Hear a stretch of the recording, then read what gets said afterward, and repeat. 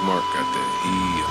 Curtain call, let the show begin. I know it's hurting y'all the way I'm going in. I need a murder dog covered for the times I was killing shit and y'all ain't know it then. Working hard, long hours in the trap, in my bag like some dope again. It's that blue magic, no Nicky Barnes cut, nigga. Know who I'm doper than. Everybody, old nigga, new nigga, only see a challenge in a few niggas. Lot of y'all can wipe the smile off your face on the mob, it ain't none of you niggas. I just put the switch on the new blicker, rapid fire spitting, it's a boost nigga. 2 street for a lot of you niggas, hard knocks, life fighting 2 jigs. Back on my shit again. Endurance, I tire him out like a Mitchell, and I'm about to put on that shit again. I was trying to be humble, but fuck it, I'm still a man. Don't rap like a kilogram. They finna spinning up top like a ceiling fan. I'm about to pop like a trigger man. From that hustling stock, so I'm all about my dividends. It's showtime. I was trying to get rich in like no time. Underdog with a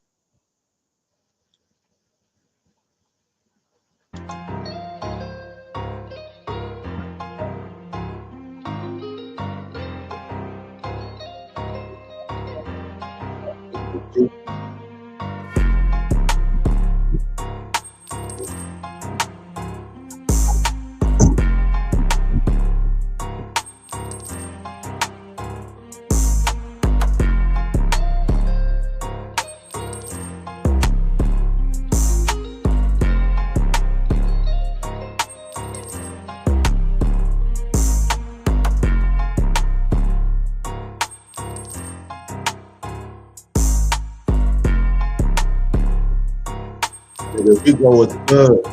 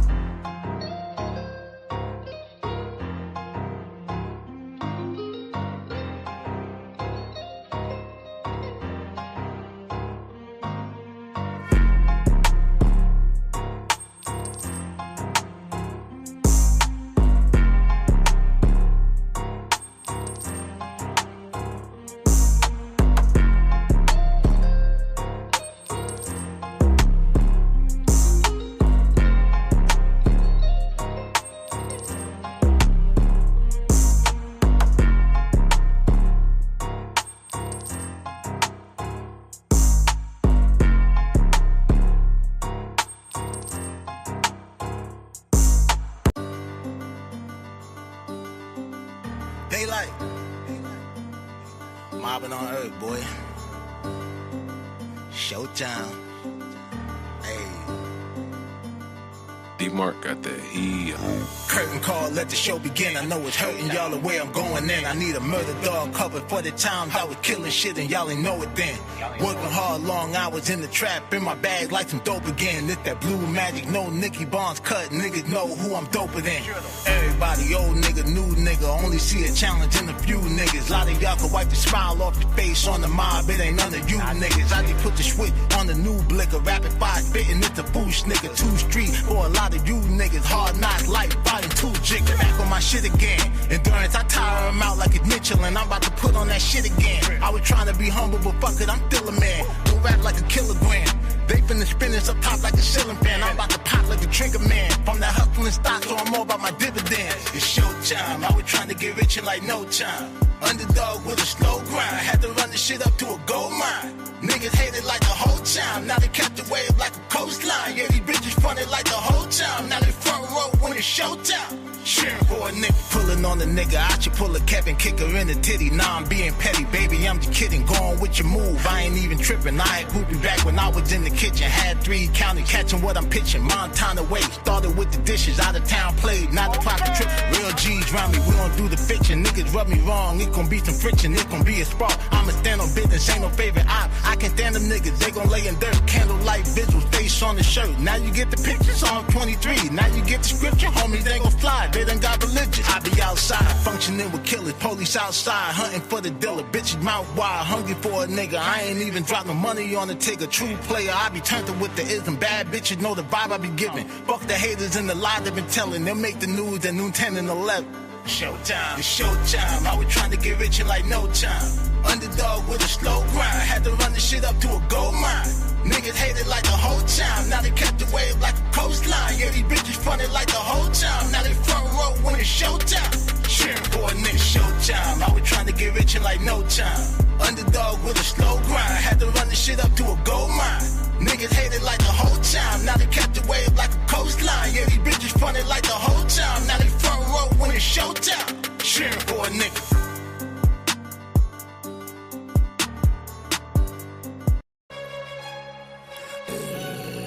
Daylight.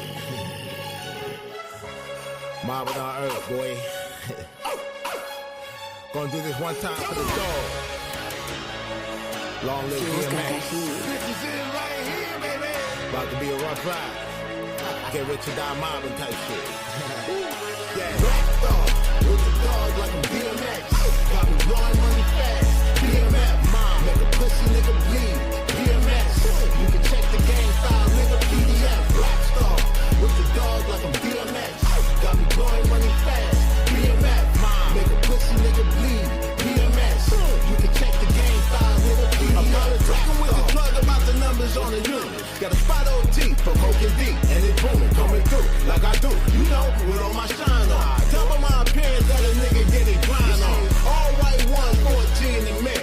Living violent, got me feeling 14 again. Got girlfriends that take trips on the Greyhound with a tan dog. And boomerang that cash when they touch down for the handoff. I'm hands on, shut them down, open up shop. Think I'm flipping, then get at me, dog. You know how I rock. I've been eating long enough, but I can't stop being greedy. I got divas trying to fuck and they can't stop being needy. For a rap dog, with the dog like I'm DMX. Got me blowing money fast. DMX, mom, make a pussy nigga bleed. DMX, you can check the game file, nigga. PDF, rap star, with the dog like I'm DMX. Got me blowing money fast. DMX, mom, make a pussy nigga bleed.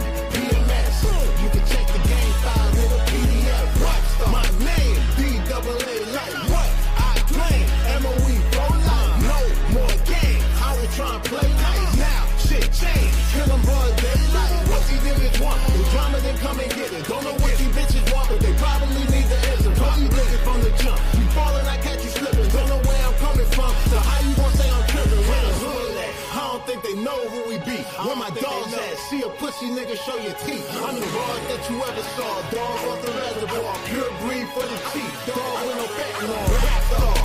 With the dog like I'm DMX. Got me blowing money fast. DMX. Mom, make a pussy nigga bleed. DMX. You can check the game file, nigga. PDF. Rap star. With the dog like I'm DMX. Got me blowing money fast. DMX. Mom, make a pussy nigga bleed. DMX. You can check the game file, nigga. PDF. Rap star.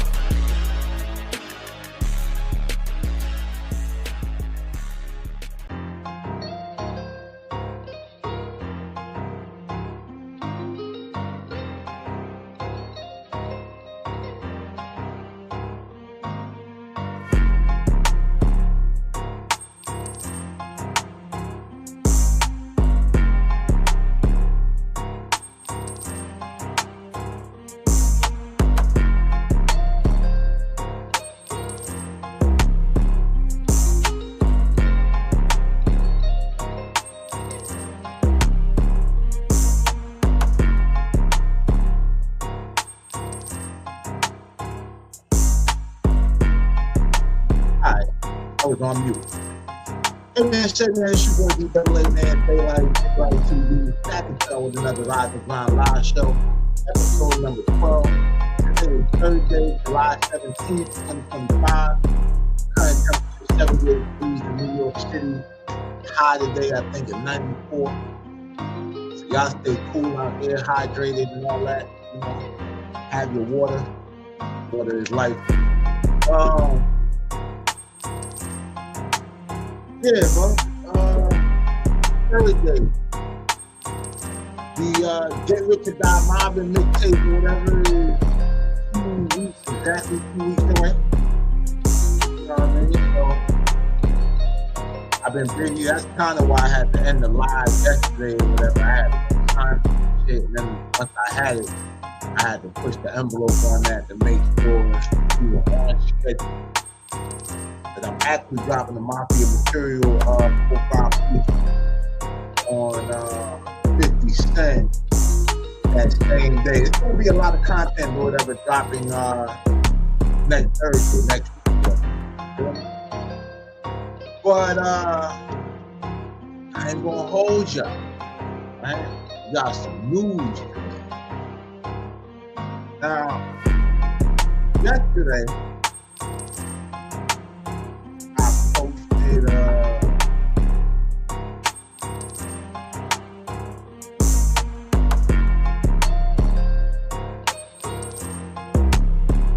yesterday we spoke about so yesterday we spoke about Troy Ave, rat ass nigga. And I told y'all, man, like I told you, the bitch. I told you. So yesterday I reported about I read a report to TMZ saying that, you know, Troy Ave saved the day. He was with celebrity chef Jeff Cole and defended him against a would-be robber with a gun, right? Played the footage and all of that. Troy busting at the nigga. And I broke down what the legal ramifications could be, you know, from this situation. And then if I ain't wake up, you know, to do a follow-up to see if there were any charges filed and all this other shit, just to find out this shit is fake. Fake. So we don't get into this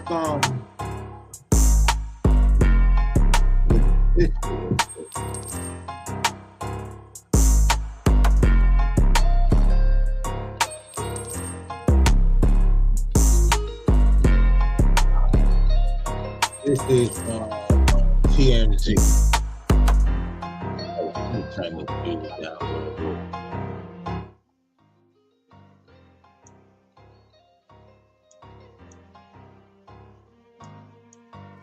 Yeah. So this is what we have on Troy Avenue. It says, Troy Ave and Chef Jeff faking it for the gram. Shootout didn't happen. It says, Troy Ave going from hero to zero because it turns out he did not stand up to an armed robber. Instead, he and his buddy staged the shootout for social media clout. Here's the deal. Troy's pal, Chef Jeff Cole, posted a wild video Tuesday purportedly showing a gunman sneaking up on both of them outside of Jeff's San Diego area home, only to have Troy whip out his own handgun and fire on the supposed assailant. Well, sources who've been in direct contact with the bogus bad boy have confirmed that the whole scene was fake. No one actually attempted to rob Jeff, and we're told Troy did not actually fire any live rounds. That lines up with what law enforcement told us too. Cops in San Diego County told us that they had no reports of a shooting or attempted robbery involving Troy or Jeff. What remains unclear is why the less than dynamic duo decided to try their hands at acting. Some cynical fans were sus in the comments and theorized Jeff and Troy were just promoting the song that was bumping in Jeff's car. We've made repeated calls to Jeff, but not shockingly, he's not picking up.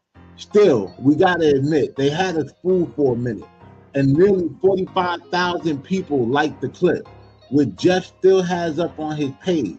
As they say, fake it till you make it, or until someone finds out your pants are a 3-alarmer. Yo, but this shit. Hold on, let me get back up here.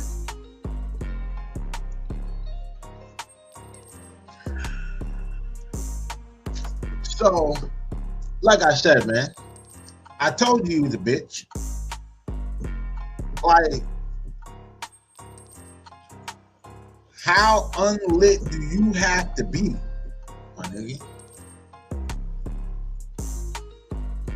And then, like I said, nothing. Look, I reported on it. I got it from TMZ because when I seen the shit first time, you know, I don't trust nothing that's over. When I went and looked it up and seen like, oh shit, this is an actual video and all this other shit, and you see the muzzle flash and all of this other shit. So these niggas are real life actors, bro. And then, you know, like they was on Clubhouse and shit, talking about how, yeah, man, Troy be getting down on everybody who get down on him. Yeah, you know, and I was even giving the nigga props. But you was a sucker. I always knew you were a sucker, even before you told. Because people told me you were a sucker. Sucker. And then the Chef Jeff nigga is cool too. It's like, damn, so your career in them Chef Fest or whatever must not be popping.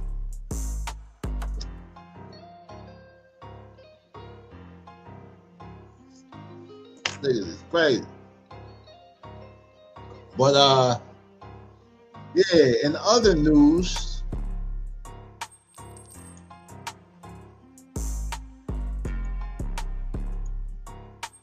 we got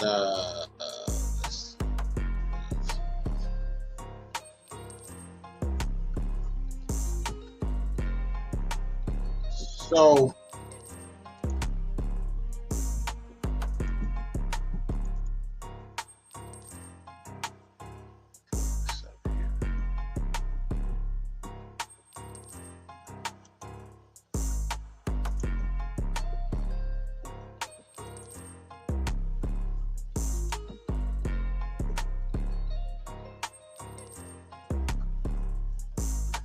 in other news, shit.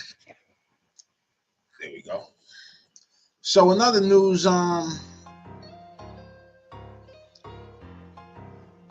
we out to Jersey with it. Wu-Tang Clan rapper dispensary Astoria evicted in Newark. So for those of you who don't know, legendary Wu-Tang member. I mean, they're all legendary. But legendary Wu-Tang member, man, Raekwon the Chef, had opened up a dispensary. I guess it was supposed to open 2 years ago. I know they did the grand opening recently, but I remember it being announced or whatever a couple years back.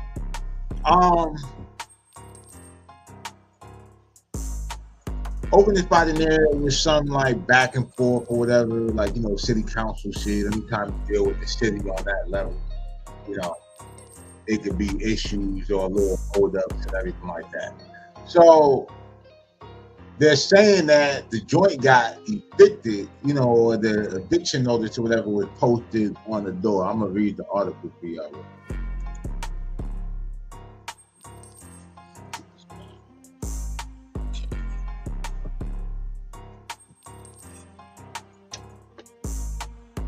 The cannabis dispensary owned by Wu-Tang Clan rapper Raekwon had gone to pot, unintended.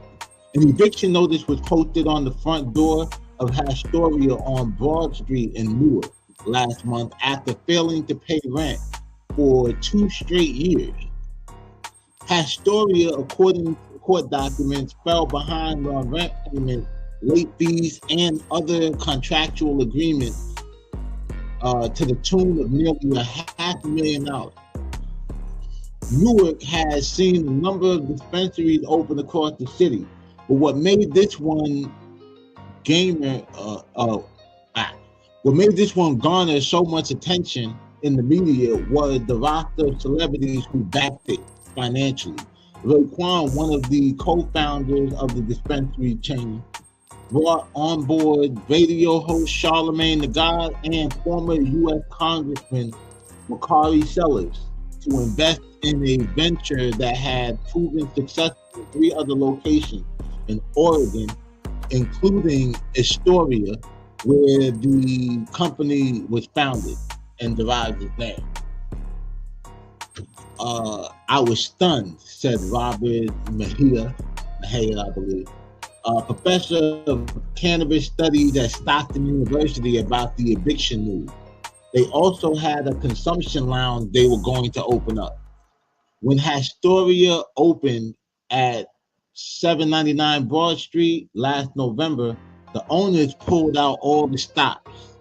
The ribbon cutting included several celebrity appearances, including rapper turned actor Fat Joe and fellow Wu-Tang Clan members like Method Man. But all the revelry concealed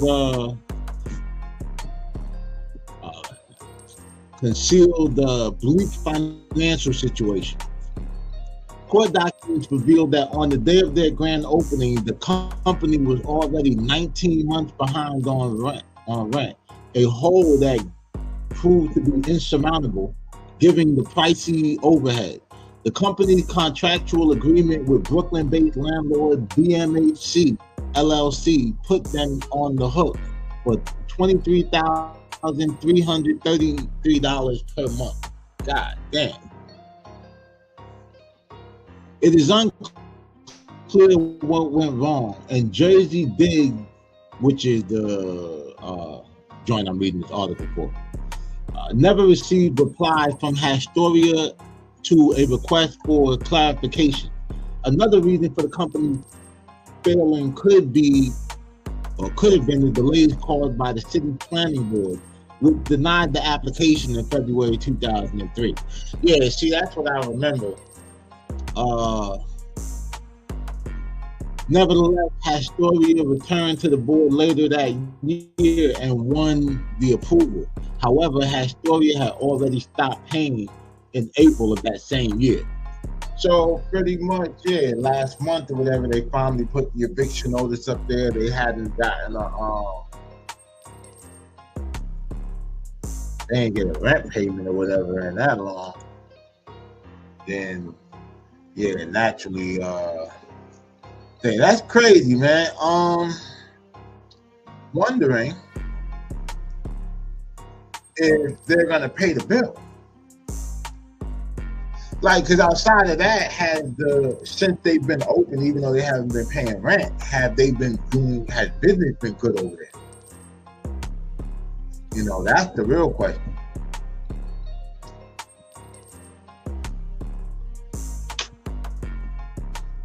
But, you know, that's the city though, because they said, I remember one of the complaints was that they said it was something about the artwork that was going to be displayed on the front of the building, and they were saying that it promoted drug and alcohol use. Like, that shit is down there by the Prudential Center, I want to say. So it's bad bars and all kind of shit, whatever. And it's a weed dispensary, and y'all have plenty of weed dispensaries all over Jersey. So, like, promoting drugs, still calling. I don't know. But anyway, shout out to Raekwon, man. I hadn't even got a chance to go to the Astoria shit yet. You know, I had planned on it, but life be life, and you know, busy and shit. But I will say, hopefully that should work out, man. Hopefully they can pull the money together or work out something and keep it flowing. Because if business is going good there and it's being successful, why not? But if not, then, you know, maybe cut your losses and just keep it pushing. You know? But that's that. Now, next up.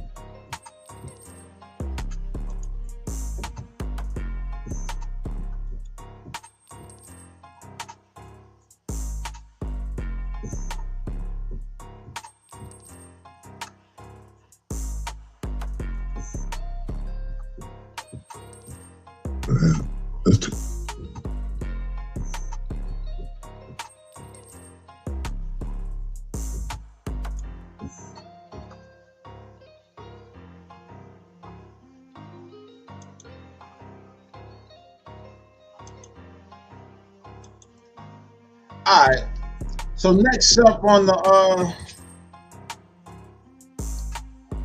list of things to do, we got Big Shaq Diesel sending a warning to Rgiii about Angel Reese and recent comments. So,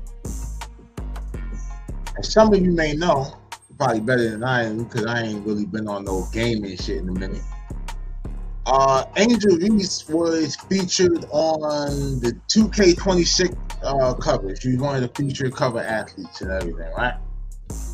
And so a fan had actually gone to posting a picture of her as like a monkey. All right, let me hold on a second. Yeah. Right, we'll play this first. I'll look for while the clip is playing. Pull up or whatever the whole thing. But basically, Shaq went on the Off the Record podcast, I believe it's called, and yeah, he basically had some things to say. So we're gonna get into what Shaq Diesel had to say. Two different outlets right there. By the time TNT gets it and Charles, oh man, they should go, and ESPN get a Stephen A. So now I done turned 2 into 4. And then you got local, Sacramento, so it's like, exactly what it's doing, because I want you to talk about me. I want you to talk about us. So it works. And then again, all these people, whether they say good stuff or nonsense, they're saying Angel and Caitlin. Good for the females game. You see, everybody wants to be, but the world is not Yeah. Everybody wants to be liked, and everybody wants to be, cotton candy. That's not the world we live in. Content. Do you think that that's the best approach to growing the game? It's the world we live in now. Fair. I don't want to say, I'm going to say you people, but I'm not trying to be disrespectful. You people call it content.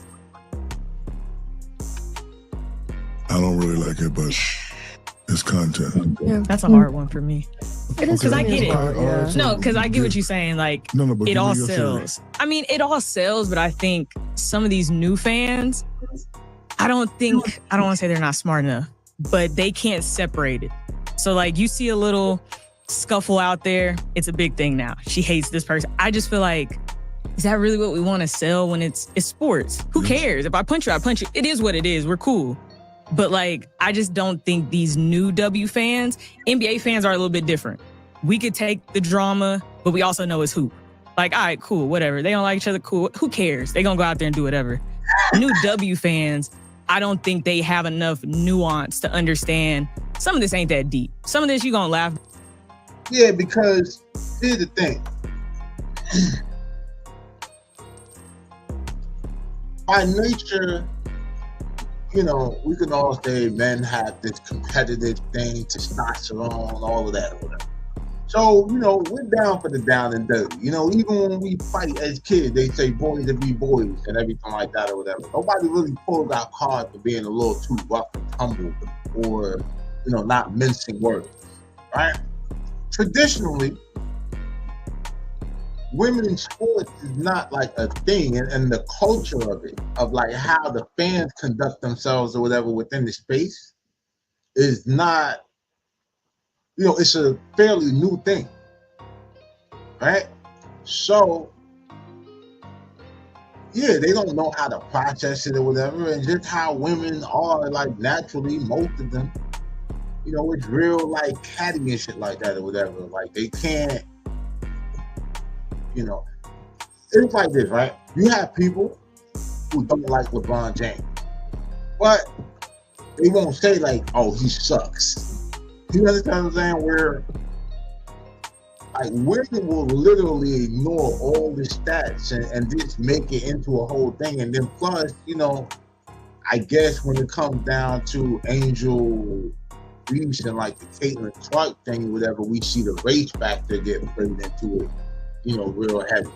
So, yeah, but I mean, they're definitely probably not conditioned or whatever for the melee. And a lot of the women who are commenting or whatever, or at least pushing the narrative, are probably not even watching the game. They're not like fans who were watching every time the Skies play or, you know, the Liberties play and everything like that, they just, female related, they on it. You know what I mean? Like, that's it. Because now the tabloids or whatever have a reason to take interest in sports now, like the Shade Room and all of that. You know what I mean? Outside of basketball wives or whatever. You'll be like, all right, cool, if you take it that way. I just think for some of them, it's a little bit more dangerous, and then it becomes unhealthy. And then you have the RG3s of the world. They take it too far. Now everything they talk about is, oh, she hates her. She hates her.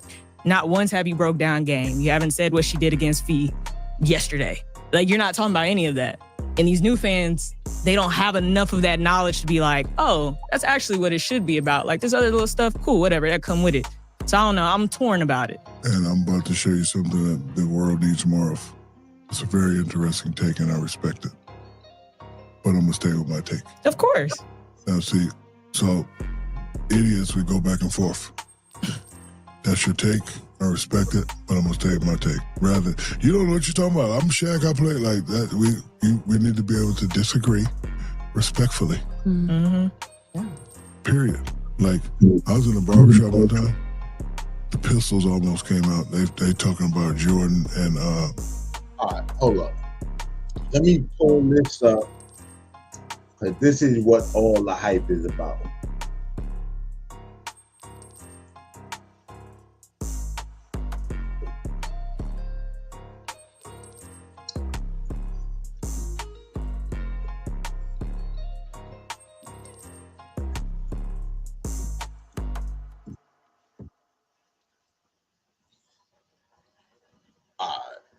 So, this is the thing. Let me this up. Yeah, that's pretty disrespectful. That's pretty fucked up. So, here's wow, that is fucked up. Here's what RG3 actually wrote about it. And y'all could tell me I don't really see anything wrong here.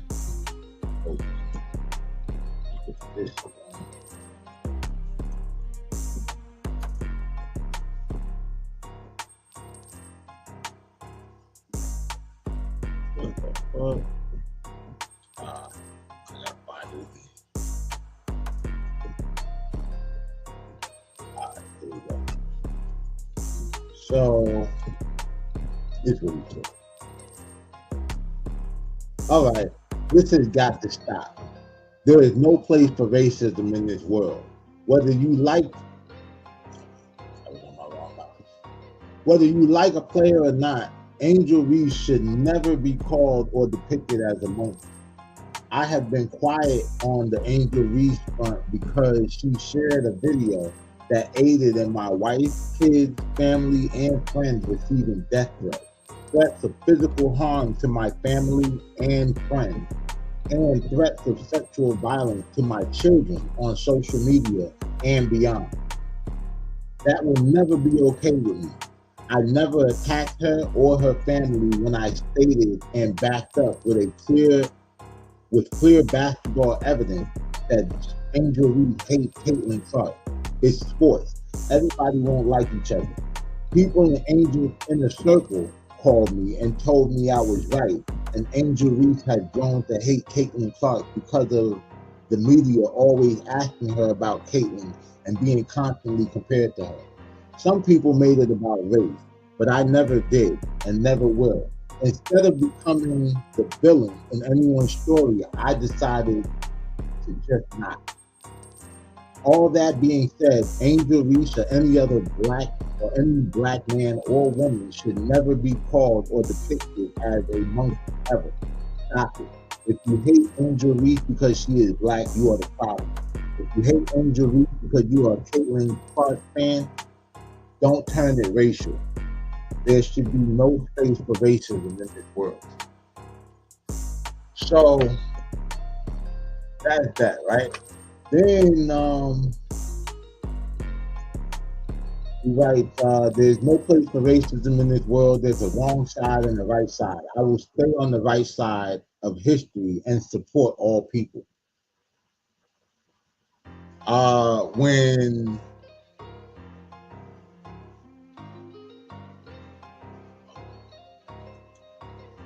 now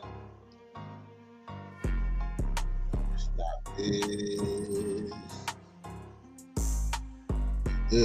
bad.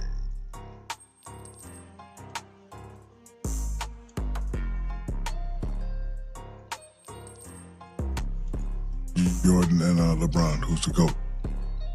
Pistols almost come out.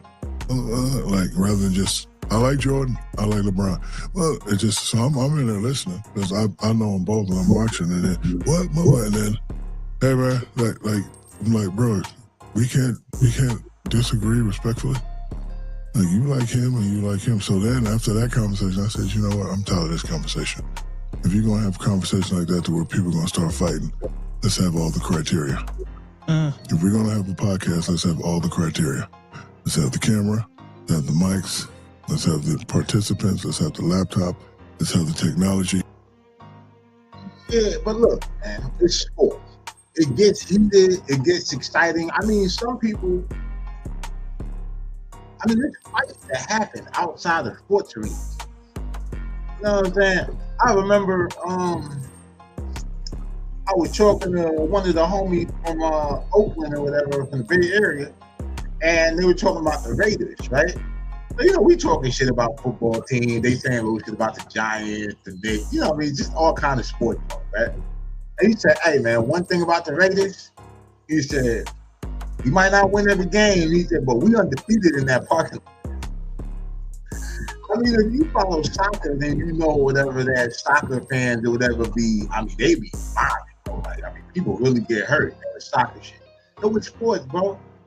And then, you know, so when you deal with sports, you're dealing with not only people's cultural, like city culture, but also, you know, like geographic pride. It's almost like organized, it's almost like playful game banging and shit. You know what I'm saying? Like, if you ever been to a Yankees or Red Sox game, you know what I'm talking about. A Knicks or Celtic game, you know what I'm talking about. If you ever been to a home game in Dallas or New York where the Cowboys are playing the Giants, you know what I'm talking about. So, yeah, man, like, you know, and the whole thing with Jordan and LeBron, I mean, you're just being politically correct because you know them both. You know what I'm saying? Like, the fan talk is, like, that shit get crucial, bro. Niggas have whole shouting matches or whatever behind the Jordan, LeBron, and Kobe conversation. Like Biggie, Jay-Z, and Nas in the 90s. Let's do it right. So, doesn't matter to me. 8 billion people. I don't care who your GOAT is. Doesn't matter to me, but I want the right criteria. See what I'm saying? So, my criteria, what I would like, got to put the Copester in there, and Mike and LeBron. And then I ask the question, if is Steph in that conversation? I don't know. But if we can't answer that yet, it got to be Kobe, LeBron, and Mike. You can't just go Kobe, LeBron. I mean, you can't just go Mike and LeBron and forget about my boy Kobe. Because they was in the barbershop 2 hours, just those two. It's always those barbershop conversations. Yeah, but I didn't interject, but I'm sitting there like, oh, you know, like Kobe ain't gonna get mentioned. And these dudes start fighting and tussling. Yeah, I think, I be noticing that though. Like, you know what I mean? It's like you'll catch like some real solid sports fans who will always interject, you know, myself included, like, oh, you can't leave Kobe on that list or off that list. Like, crazy. And then even that or whatever and shit. I mean, Magic, Bird, nigga, like, you know, so yeah, nah, I mean, I definitely agree. When it comes down to these debates about sports or even hip hop music or whatever, you know, type of music, I feel like criteria is important. You know what I mean? Like, it's very important because then we start getting off of the beaten path and we start moving the goalposts too much. You know what I mean? And then all of a sudden now, because we're setting these new precedents, a lot of whack shit is able to like slip through the cracks. One went to the car and came. I'm like, man, That's yeah, in the wild. barber shop, yeah. So your take was very interesting. I respect it, but I'm all about marketing, sell, and I want the female players to start making more money. Absolutely. Yeah, I do. that's the goal. I do. But I at what really do. cost? Yeah, that's the question. Depends on what you say cost is.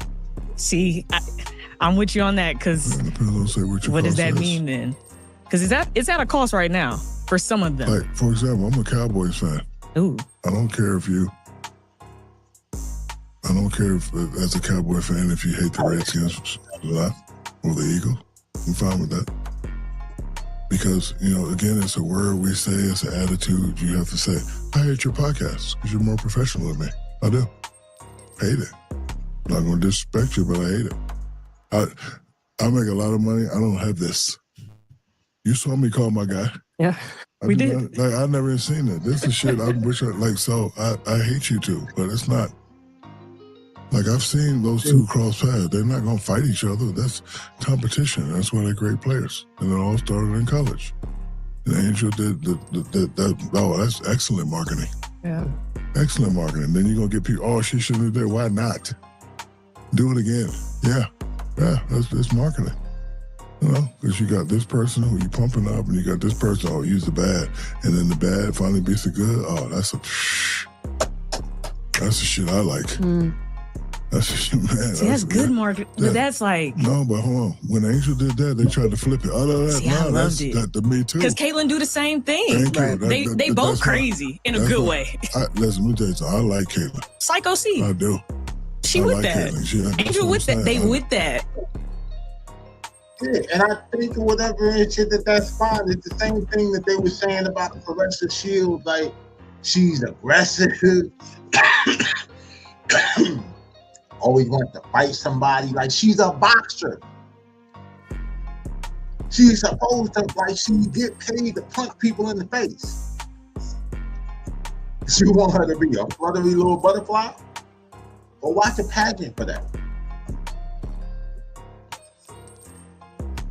You know what I'm saying? Like, y'all are cool with the cast of baddies fighting. And they're not even trained.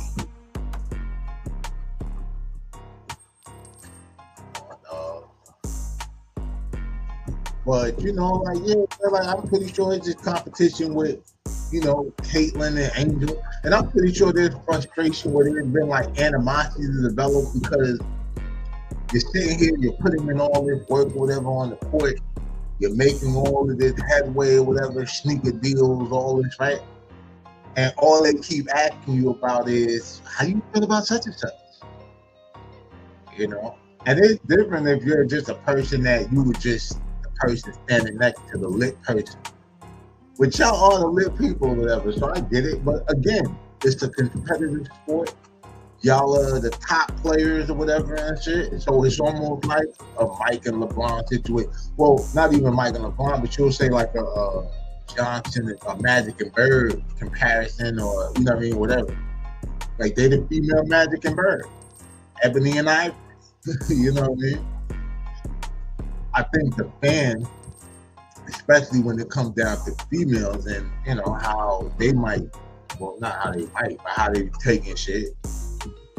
It just goes a little extra, you know what I mean? Like, cause nobody cares, bro. Like, we sit here and we watch Draymond punching niggas in the face, you know what I mean? We watch Lillard and shit like that. Like, we seen the Malice in the Palace, all of that. And it never turned into like a racial thing or whatever and shit. And it's like all of these different layers and everything. I just think it comes from the cattiness of females. Most people who watch WNBA are probably women. You know what I mean? Like, they damn sure not having a large male audience or whatever and shit. Because if they were having that large of an audience, they wouldn't have been losing like $10 million or something like that consistently for the last 10 years, 20 years, some crazy shit. Like, that's good. And that's how it's supposed to be. Exactly. You think Magic like Bird? No. You think Jordan like that? Say, no. Think I liked all the guys I got winning against? No. Yeah, I hated them. Yeah, I said it. But like, I remember one time, you know, because I'm from San Antonio, and I was jealous that when I was in San Antonio, I was the man, and David came in town and took my shine. But every time I go back to play the Spurs, they fucking boo me. I'm like, the fuck? So I really hated Dave Robson. But not to the point if I see him with his beautiful wife, I'm gonna beat him up at a restaurant. On the court, I'm gonna kill you, David. Punch you right in your face, but off the court, like, come on. Like, and Angel's the same way. She's not gonna disrespect that girl off the court, but on the court, blow her in the face, push her, get her flagrant. That's just the name of the game. So I hope the game continues to grow positively for your sake. But it's for my sanity. I'm with either or. It's for my sanity. Some of this is just, it doesn't get fun anymore. And it's like, man, it's just hoop. Like, let it be what it is. Little talk here, little talk. It's not that deep. Yeah, it is deep. For some of them, I think it becomes racism. But see, now that's a pass. So, yeah, like I was saying, they can keep talking because I already covered the race shit. I gave my spill on that. I don't really cross, but Charles Barkley told me something interesting one time, and I never thought about it. Because you don't like a certain person don't mean you're racist. Just think about that. It is facts. Think about that, right? Like your manager, good-looking white guy. If I can say I don't like him, don't mean I'm racist. Absolutely. Just don't like him and those ugly-ass shorts he got on. I just don't like it, okay? This is Vegas. Those shorts are too short and too hot. Got his ass cheeks all out, walking around with him stripped. They're going to give people the wrong impression, so... But, and again, that's your take, but I don't take it too far. I just like, they don't like each other, they hate each other. And hey, I want to say something about them short shirts or whatever and shit. The one thing I've grown to hate recently, as I've been going shopping and all that, is when they be bringing my tall ass, like, crop t-shirts. Cut like a little holder and all that shit. But listen, to each his own, because I'm not one of them niggas telling people what they should wear or whatever. I'm not really like that. I might laugh. That shit look goofy as hell. Like, I'm a laugh for sure. You know what I mean? It's the New York. But yeah, but like that, it just make me think too much of a halter top. You know what I'm saying? Even when niggas wear the like t-shirt underneath it, like the kind of like cover along, I'm just not really. I'll be too self-conscious. I'll be like pulling that shit down or whatever, like, you know, when a bitch wear a short dress and everything like that. And that shit gonna have me feeling like I'm the hose right now. So, yeah. You just made me think about that shit when you talk about the short shirt with the pants sagging. And it's worse because it's like, niggas pants be sagging while they doing that shit. It just looks super crazy. I've always said something to Candace on how the game would grow. I'm going to tell you, like, have you heard my perspective? Okay, so my friend used to, name Leonard Romano, used to run AVP, women's volleyball. I was doing the Shaq verse one time, and I was training with the women's volleyball. And when I went train with the women, I'm spiking. I'm looking like an Olympic volleyball. But then when I get to the guys, I'm barely spiking. So I said, hey. He said, yeah, the net's just lowered a little bit. And in women's golf, guys are back here, the women are right there, right? What's the only thing that's missing from the women's game and the guys' game? Not this again. I know you heard it, but no. What is the only thing that's missing? What? The dunking. Thank you. We can dribble. Y'all can dribble. We can shoot. Y'all can shoot. So listen, I'm not saying lower it to clown rate. Just so what's the rate? What's this much below 10? 9. So help me out. 9 3/4. 9, yeah, something like that. Yeah. Just like this. Yeah. To where the girls can dunk. And watch how much money y'all. And what was Candace's response? She didn't like it. Okay. Because you know why? Because y'all are so beautiful, strong, and proud. Y'all want to show that y'all can do what we can do. But guess what? We know y'all can do what we can do now. You don't have to show anymore. We know. But that's the only difference from our game. I'm telling you. You can be mad all you want. Women's volleyball do it. Women's golf do it. So why? I'm not, again, don't go from 10 feet to 8 feet. Don't clown it, but just right there. Imagine Asia Wilson, the way she played drop step dunk. Ooh, this is the dunk man. Imagine Asia Wilson. Ooh, boy. Yeah. Everybody gonna start to go crazy, and it's gonna inspire little girls more, and it'll start to grow. Trust me. We'll disagree on that, but I respect it. Why? I respect it. I respect Why? it. I respect it. And why are you disagreeing with me on that? It's like you're deducing the women's game to now they have to dunk when they haven't had to do that, and it's still growing right now. But it's not growing how they wanted to grow. I think it's actually growing. I mean, when you talk about growth, right? When it comes to the WNBA,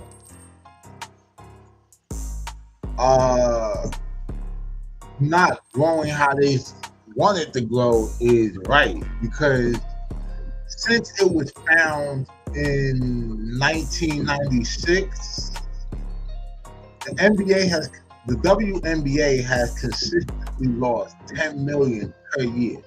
So 96, that's like 29 years and shit. So $290 million in losses. Quarter of that's like almost a third of $1 billion. Right? Then in 2024, when I looked it up just now, their projected loss was $50 million. Right? Now, over like the WNBA, I believe, is generating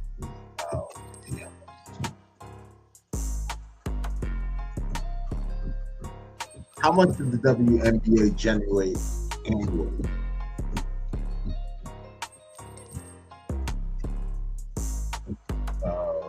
$200 million, right? In the 2022 season, this represents a significant increase from previous years, with some estimates showing a 200% increase compared to the prior year. While the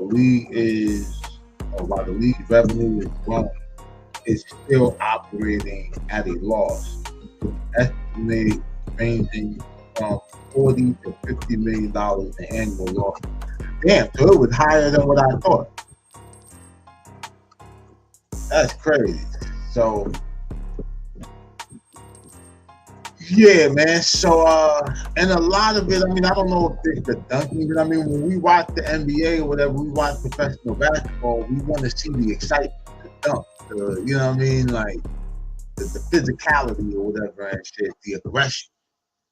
You know, that's what makes people, like, show up or whatever, that rivalry. You know what I mean? Is what sells tickets.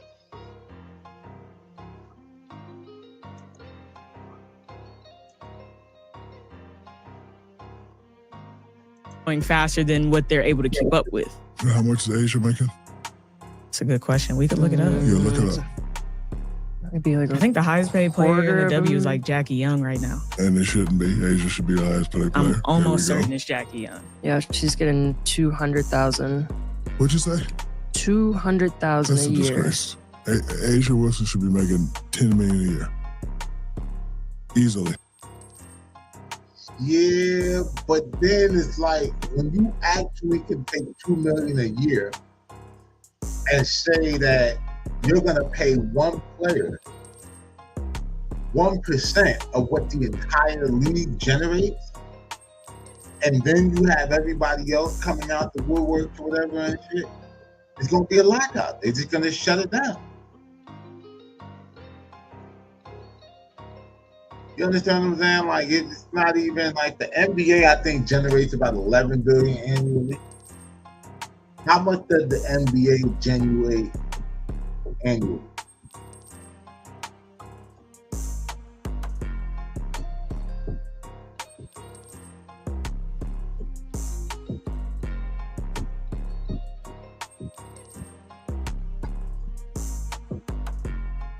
Yeah, $11.3 billion.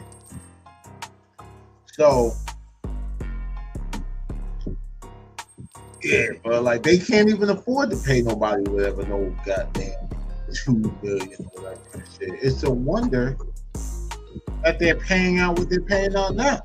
But like you said, they're operating out of a loss. So like as they're paying all of the players,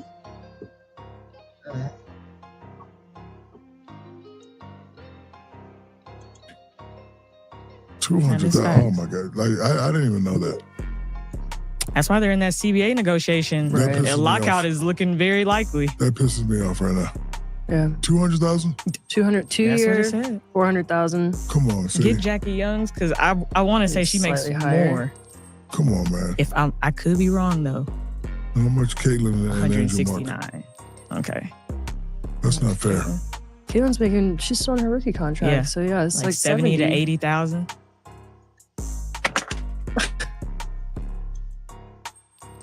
here's the thing though. I was watching something, I was looking at something on social media when I was scrolling. You could buy good seats at a WNBA game. Probably. Damn, let's go back to Google. What is the average price of floor seats at a WNBA game?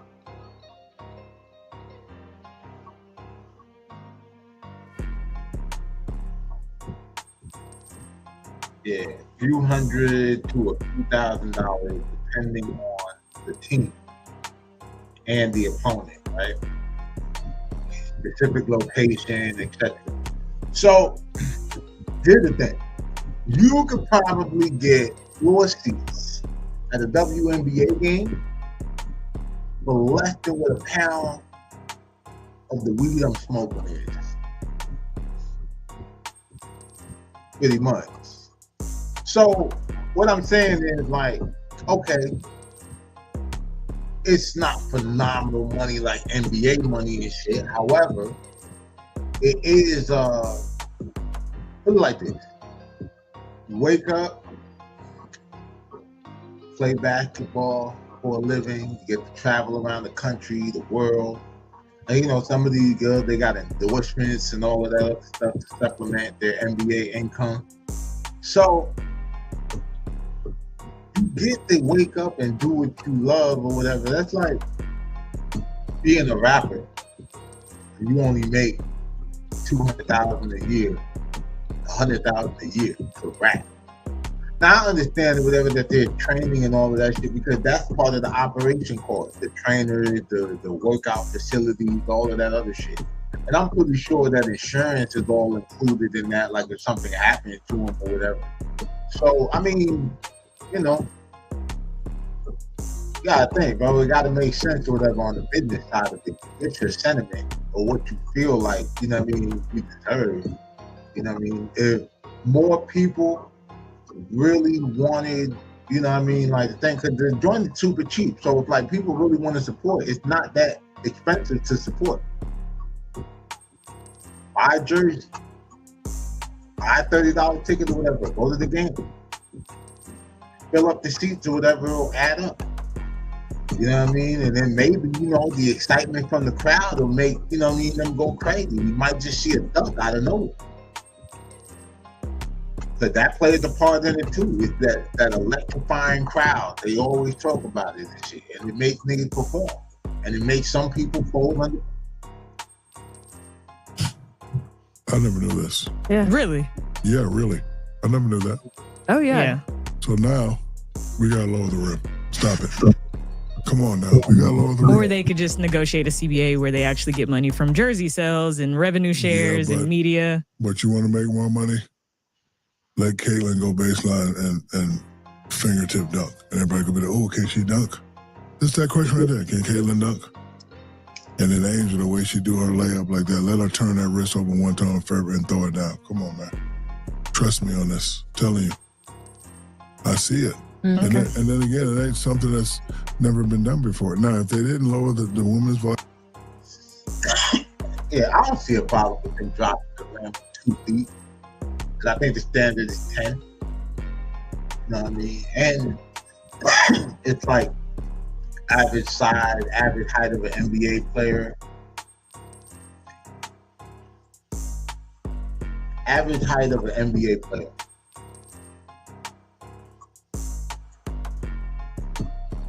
Six feet, yeah, 6 foot, 6.5 inches. So basically 6.5 inches, right, at the average size. So you figure 10 feet from 6 is like 4, you know what I mean? So like less than 4 feet from the rim or whatever. You know what I mean? Let's see the average height. Average height of a WNBA player.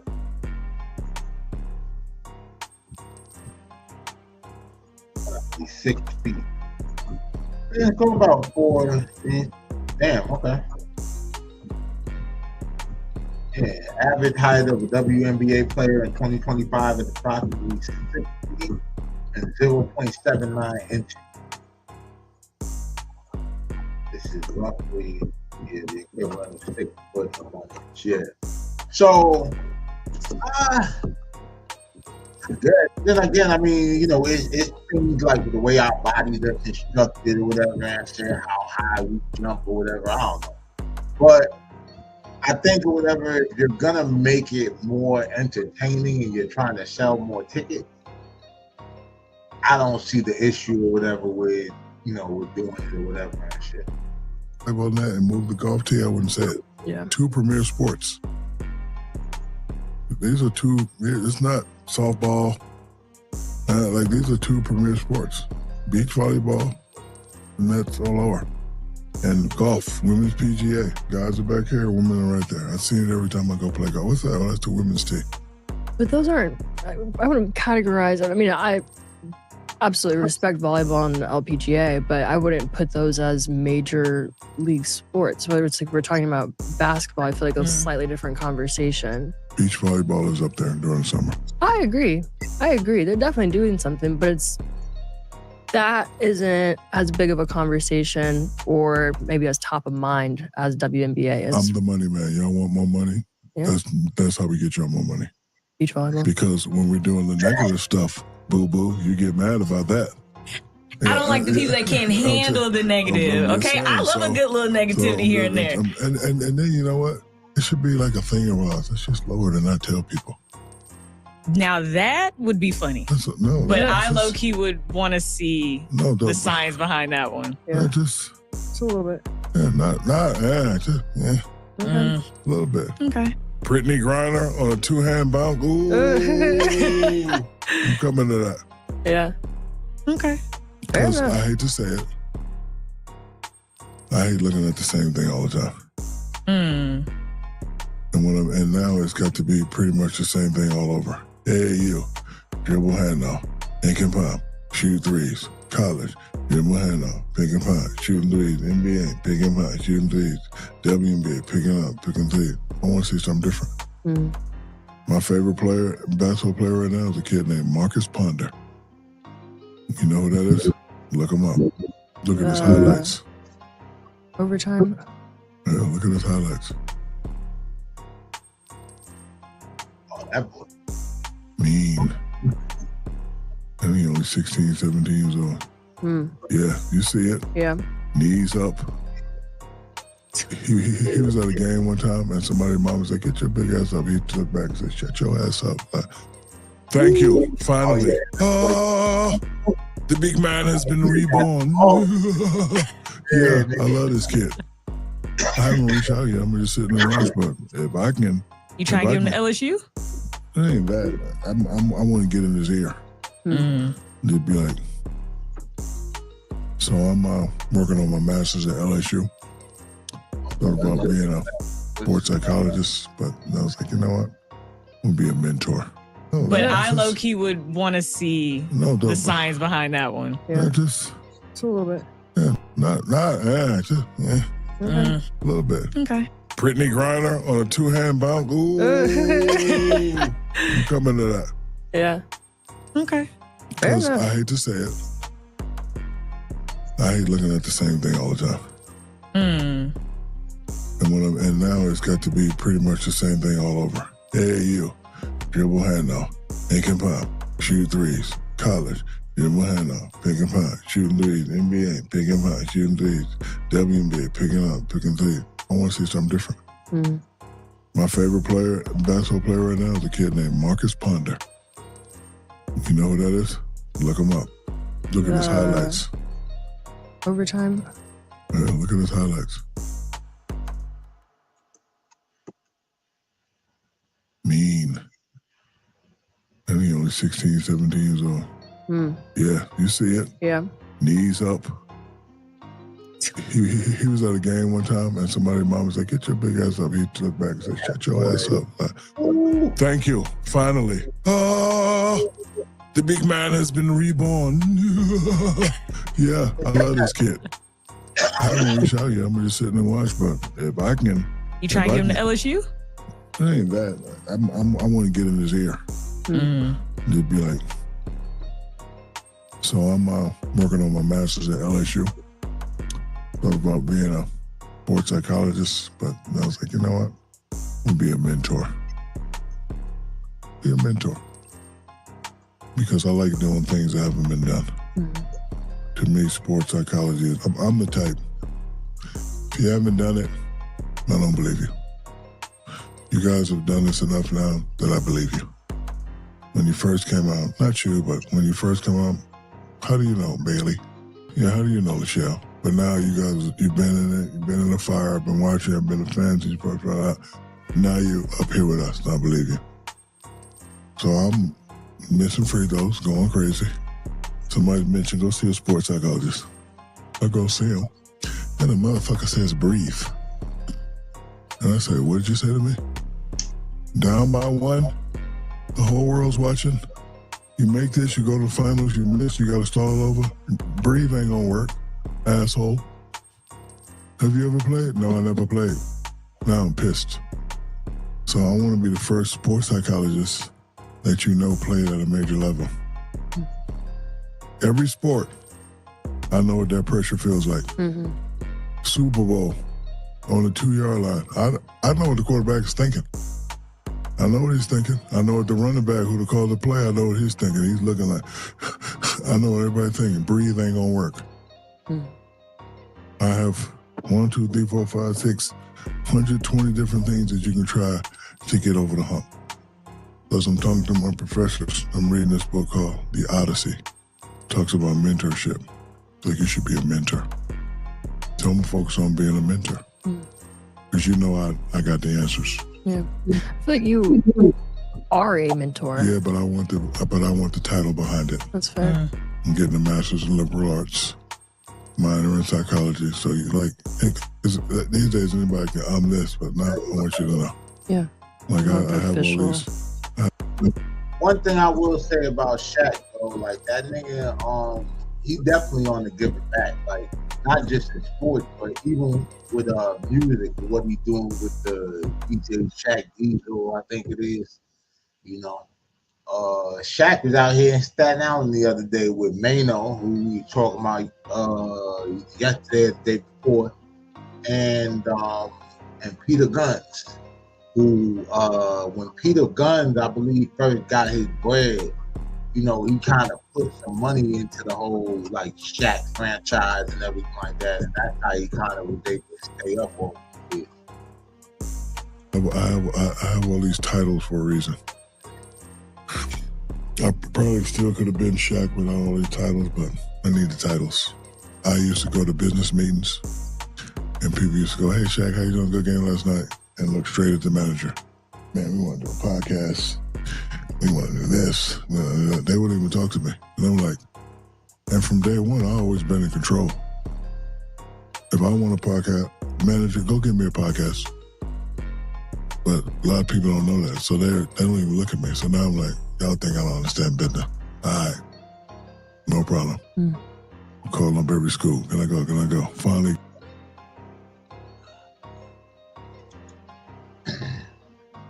So let me see what this is.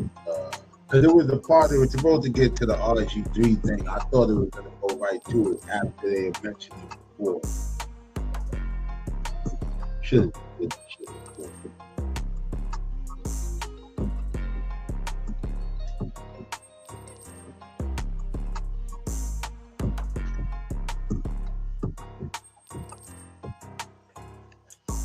It's not real hate. If you look around what's going on in this real country, that's hate. This is sports. I'm not supposed to like you. It's a shame that all the stuff you did in your life, you're going to be remembered for your podcast.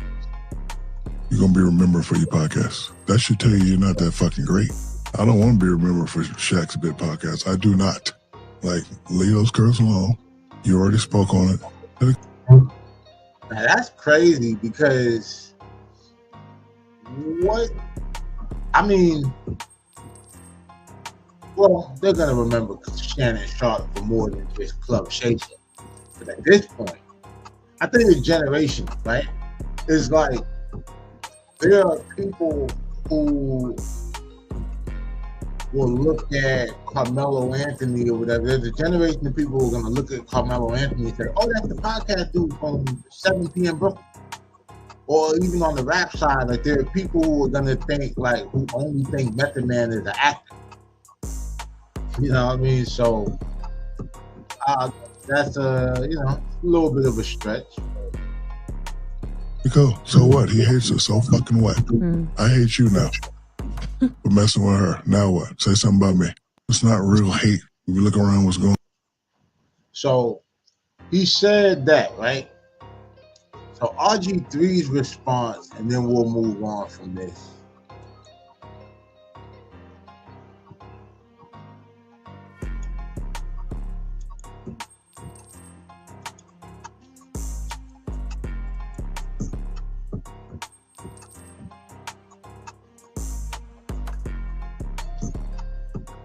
All right, so RG said, I spoke up in support of Angel Reese against racism, not to start drama, but I won't let anyone twist the truth just because it's inconvenient for them. Instead of trying to check me, just tighten up your circle. They're calling me and saying you hate Caitlin Clark, not the other way around. I have zero interest in being the villain in anyone's story. I just want to have fun, tell the truth, and celebrate sports. But I won't pretend or lie to protect feelings. As you shouldn't, bro.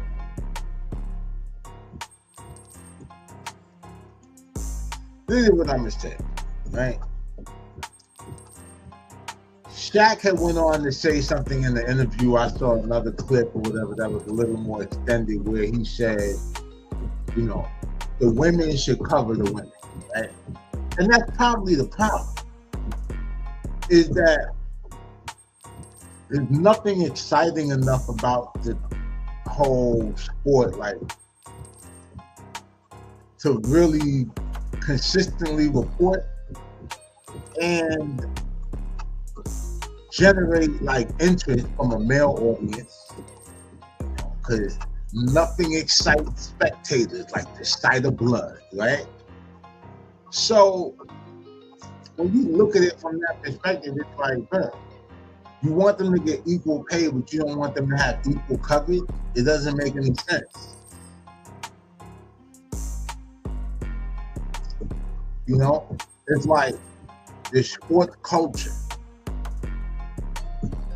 You know what I mean? The women or whatever who excel at sports in a professional like manner is because they possess a certain tenacity that allowed them, you know what I mean, like to compete at a high global level.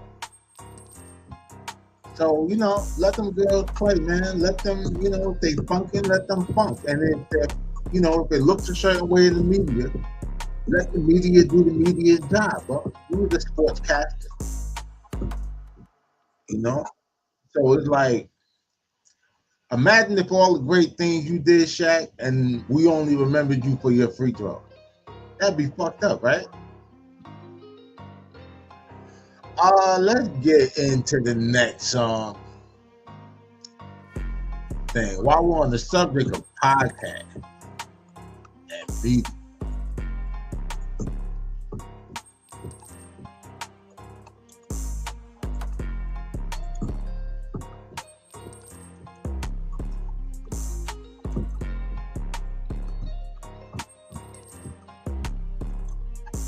They wouldn't even talk to me. And I'm like, and from day one, I always been in control.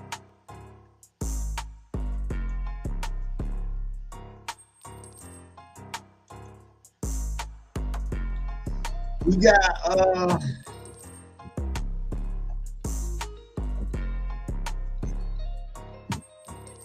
Yo, it's your boy Benzine. so we got MMG affiliate Gunplay, who had a few choice words to say about the Joe and Jada show, new podcast, you know, Fat Joe, Jada Kids. Watched a couple of episodes. It's cool, you know. I support, you know, the both like musically, especially Jada. You know what I mean? Lots is definitely my favorite. Toss up between Wu-Tang and the Lock, but I'm gonna say collectively, I like all of the Lock members. You know what I'm saying? So, yeah. Let's see what Gunplay had to say about Joe and Jada's show. This is courtesy of the OG product.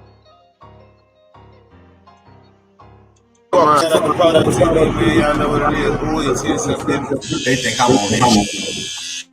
It's giving grants. No, it's giving grants. Rah! Grants. Rah! Okay. Don't you? Right? You know the difference. And They say they think I'm. He said they think I'm on that shit, like on that shit. We see you in Colombia or whatever, do the off the dollar bill and shit. Like, but anyway, you smoke. Just sitting down. All you can do is sit down and talk like hoes. Sit down and talk like hoes. Did you see? Did you see what? My Puff Daddy? Did you see Travis Scott? Did you?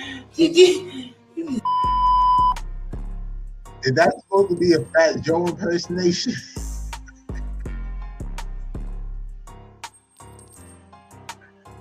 Oh god, yo, I knew this shit was gonna be too complicated. Get your puss ass off the couch, nigga. Get in the world, you hoes. Anyway, y'all podcast is so boring, and I'm telling you to your face from now. And what you gonna do about it? And what you gonna do about it? Boom, boom, boom, boom, boom, boom, boom, boom, boom. You know what it is, man. It's boy OG product, bring another edition, the Garrison news. You know the schlingo trap now, cut later. I forgot my own nigga smooth as we should. Oh man, goddamn, things makes go. Talk nice, mama. Anyway, man, we out here fooling and for don't mind. Pretty sad shit, mind. Flip, bow. Boom, boom, boom, boom, boom. People trust. Up, no. You know what's crazy? Like why I never really got into product content, why I usually don't like be covering it, is all this shit that I gotta listen to before we actually get into. I don't know if that nigga advertises something or whatever, encrypted code, this shit. But this nigga is crazy. I used to think when I used to hear him do the accent, like that nigga doing some kind of Patrick or anything like that. But then as I'm listening to it, I'm like, this nigga ain't talking. These niggas sound like talking to psych test. Homo no freaky up, no homo no sneaky. So people, if there was a name for loyalty, you would have to give it to Rick Ross, homeboy man, who goes by the name of Gunplay. That was Gunplay in the introduction. You know, people accusing homeboy man for being on that dog food, accusing homeboy man for being on that wet, accusing homeboy for being on that Bobby Brown, that Dirty Diana, you know, that Puppy Chow, man, that Terry Funk, and that's, you know, Oh, they saying he on a dog, like, Oh, damn, what the fuck he did? I mean, that nigga be tweaking, don't get me wrong. You know, we covered Gunplay be tripping, like, he had some dope music though. Like when he was dropping mixtapes or whatever in like the 2010s, like that nigga, you know, he go off. But yeah, he bugged out. Like you would think that nigga hit it on something. Gunplay, man, dumbing out and crashing out and going off on Fat Joe and Jada and calling a podcast, man, garbage. So these once rappers, man, who's now, you know, doing gossip, like Wendy Williams, man, now doing tabloids like Tasha K.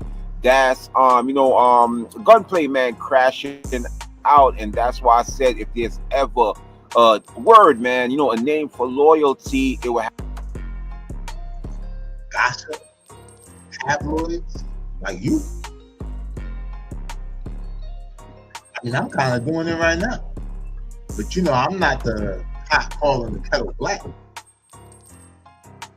Have to go to Gunplay. So a lot of people is wondering, you know, why he's dissing Fat Joe and Jada Kiss, why he's had their throat like a turtleneck, man, why he's at their throat like a cheap gold chain from Canal Street. Easy, because one, homeboy never really liked it, Fat Joe, man, because he felt like Fat Joe lacked loyalty, man. Fat Joe lacked discipline, and as you can see, he claiming that Fat Joe is giving groupie vibes, man. Fat Joe is doing a whole lot of wood riding on Freaky, a whole lot of wood riding on Homo, and this is why he's teeing off on Fat Joe, because the homeboy feel like, you know, Fat Joe is meat riding, man, 50 Cent, and at the end of the day, he don't see eye to eye with 50 Cent because he felt like 50 Cent was paying disrespect once 50 Cent was trying to clown on Rick Ross, and like I said, and also, you know, the whole situation with Khaled, because I think, if I remember correctly, there was footage that 50 Cent said he got from Khaled, or that he got from French. Like, and it was like video of them showing the desk at Khaled's mom's job or something like that. And yeah, it was just some crazy shit. And it happened at a time or whatever when French was super close to Rick Ross, and he was signed to Bad Boy at a time where Diddy was managing Rick Ross. You know what I'm saying? It makes me think about something else or whatever that kind of connects. But that's another video. So yeah, you know, it was a whole alliance or whatever. Everybody was anti-50, Fat Joe and 50 made up after Chris Lighton passed and all of that. So, you know, they've been cordial. You know, they never had a real issue anyway. 50's problem with Joe and Jada was that, you know, they jumped on the New York record and they was damn near, like they almost saved Ja Rule with that, like with that assist. So, you know. Last time, you know, the altercation, man, between him and, you know, a DJ, man, that was on the ones and twos, cutting and scratching. And homeboy decided to play a 50 Cent tune on homeboy on birthday celebration, and that's where things went left. Pre-game, beloved. Why would you play that? No. It wasn't even like that, bro. I'm serious.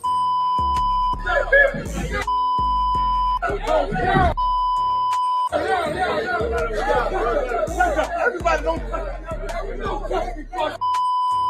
I was ready for the.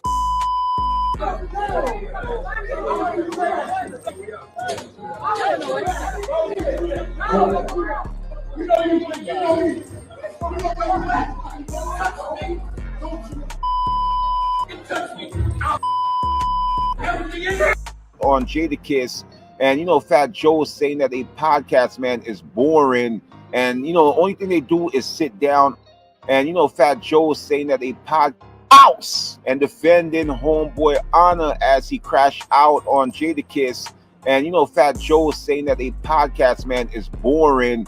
And, you know, the only thing they do is sit down on a couch and chat like females, sit on a couch and gossip like girls. And he's not the only one that feel that way. A lot of other people are saying that, it's boring and Fat Joe must go.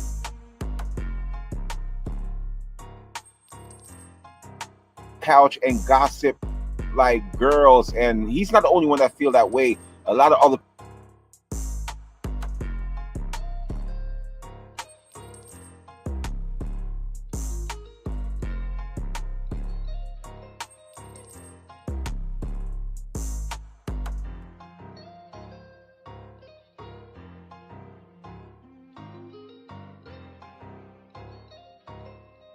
people are saying that, it's boring and Fat Joe must go.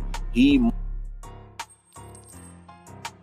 must be canceled by all means necessary. And that's Gunplay teeing off on the homies for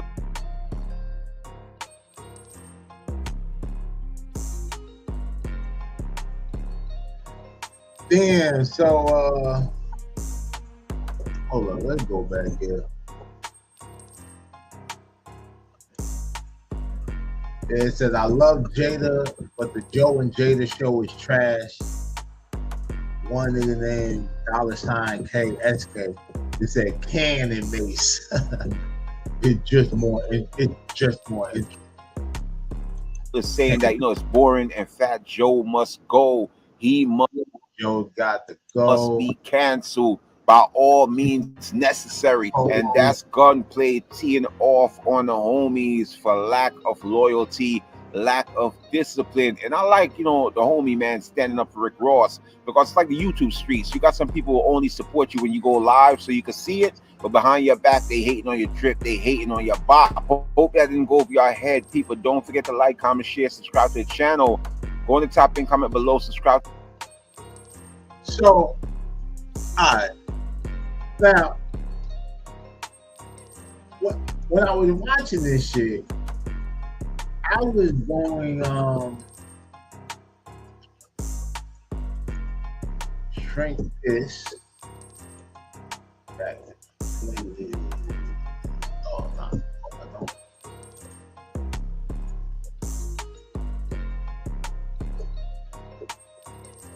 This is the clip of the Joe and Jada show with Jermaine Dupri, right? And I think this might be. Let's go to the brat. I love it. It's I was watching the clip because I was interested in how Jermaine Dupri found the brat and everything like that. I was actually just interested in the clip. And as I'm watching it, and I had already seen the Gunplay clip or whatever, I started to think like, damn, maybe this is why people are saying that Jada needs a new co-host. Let's get it. Of the brat. That's my sister. Let's go to the brat. Let's go to the brat. First female to sell 1 million records. Yeah. So, rapper. So the brat situation was, how do you find the brat from Chicago? Chicago to the A. Yeah. So Brat met Crisscross when they was on their second tour. Yeah, they was on another tour. After they went on tour with Michael Jackson, they was on another tour. Right? So they went on a tour and they had like, what's his name? Ed Lover and from all MTV Raps, right? Dr. Dre. Yeah, Dr. Dre and Lover was like the host of the tour. And they had called people up on the stage and rap as an intermission between, I think MC Light and Crisscross, right? They had put MC Light as the opening for them. And Brat shout out to MC Light. Her mom's just passed away. I love you, Light. Yeah. Love you. Living legend. Brat came on the stage and rapped, and I wasn't there.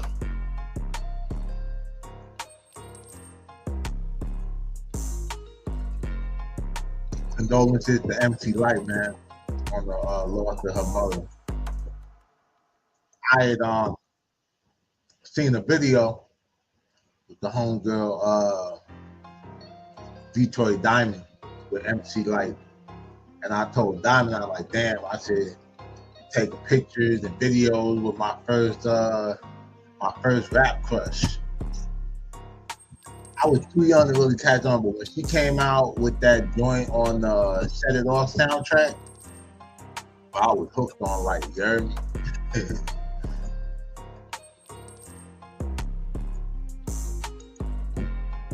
And they called me right after Light Skin Chris. I remember like yesterday, he called me like, yo, this female rapper, she went crazy in Chicago. And I'm like, I don't care about no female rappers. Like, don't nobody like female rappers. This what I'm saying. Like, this one no female rappers popping off besides Salt and Pepper. Like, and in like street fashion of us driving around, we weren't listening to no female rappers in our cars. Like, that just wasn't what happened. So I just like, nah. And I thought like me messing with a female rapper was gonna be the first time that my little success story was gonna go wrong. Cause I was like, I just did, you was on a roll. Yeah, I just did Crisscross, I did Escape, and I was, you know what I'm saying, I was moving. And I was just like, nah, female rap, I can't do it. So, but he kept pushing me, and I was like, all right, tell her to come to Atlanta. She came to Atlanta, and she told me to come to the hotel and meet her. I went to the hotel and like to meet her, like have a conversation with her. And I'm like, I'm gonna take you to my house. And this is where my studio was. So I'm driving her from downtown Atlanta to College Park, and I stop and get gas. I go in the gas station. I come back. She put her tape in the car while I was inside the gas station place paying. I came back, turned the car on, and the tape started going. And I'm like, who is this rapping? And it was her. And I was like, wait, who is this rapping? And the way she was rapping on the tape, I was like, oh shit. She was not playing. Nah, she wasn't playing. She was really rapping. She like was coming for it. This wasn't the type of rap I thought this was. Like, she was really rapping. Like, really Chicago style, like Twister and all of that, like that type of shit. And I'm like, yeah, rat tat tat tat. Rat go off with shit though. Like, you know what I'm saying? She really like that. But I'm pretty sure he didn't expect, especially around that time, he didn't expect nothing like that. You know what I mean? Because I don't think it wasn't no, maybe Heather B might have had that like ferociousness or whatever, but yeah, but the Brat was different. That's you?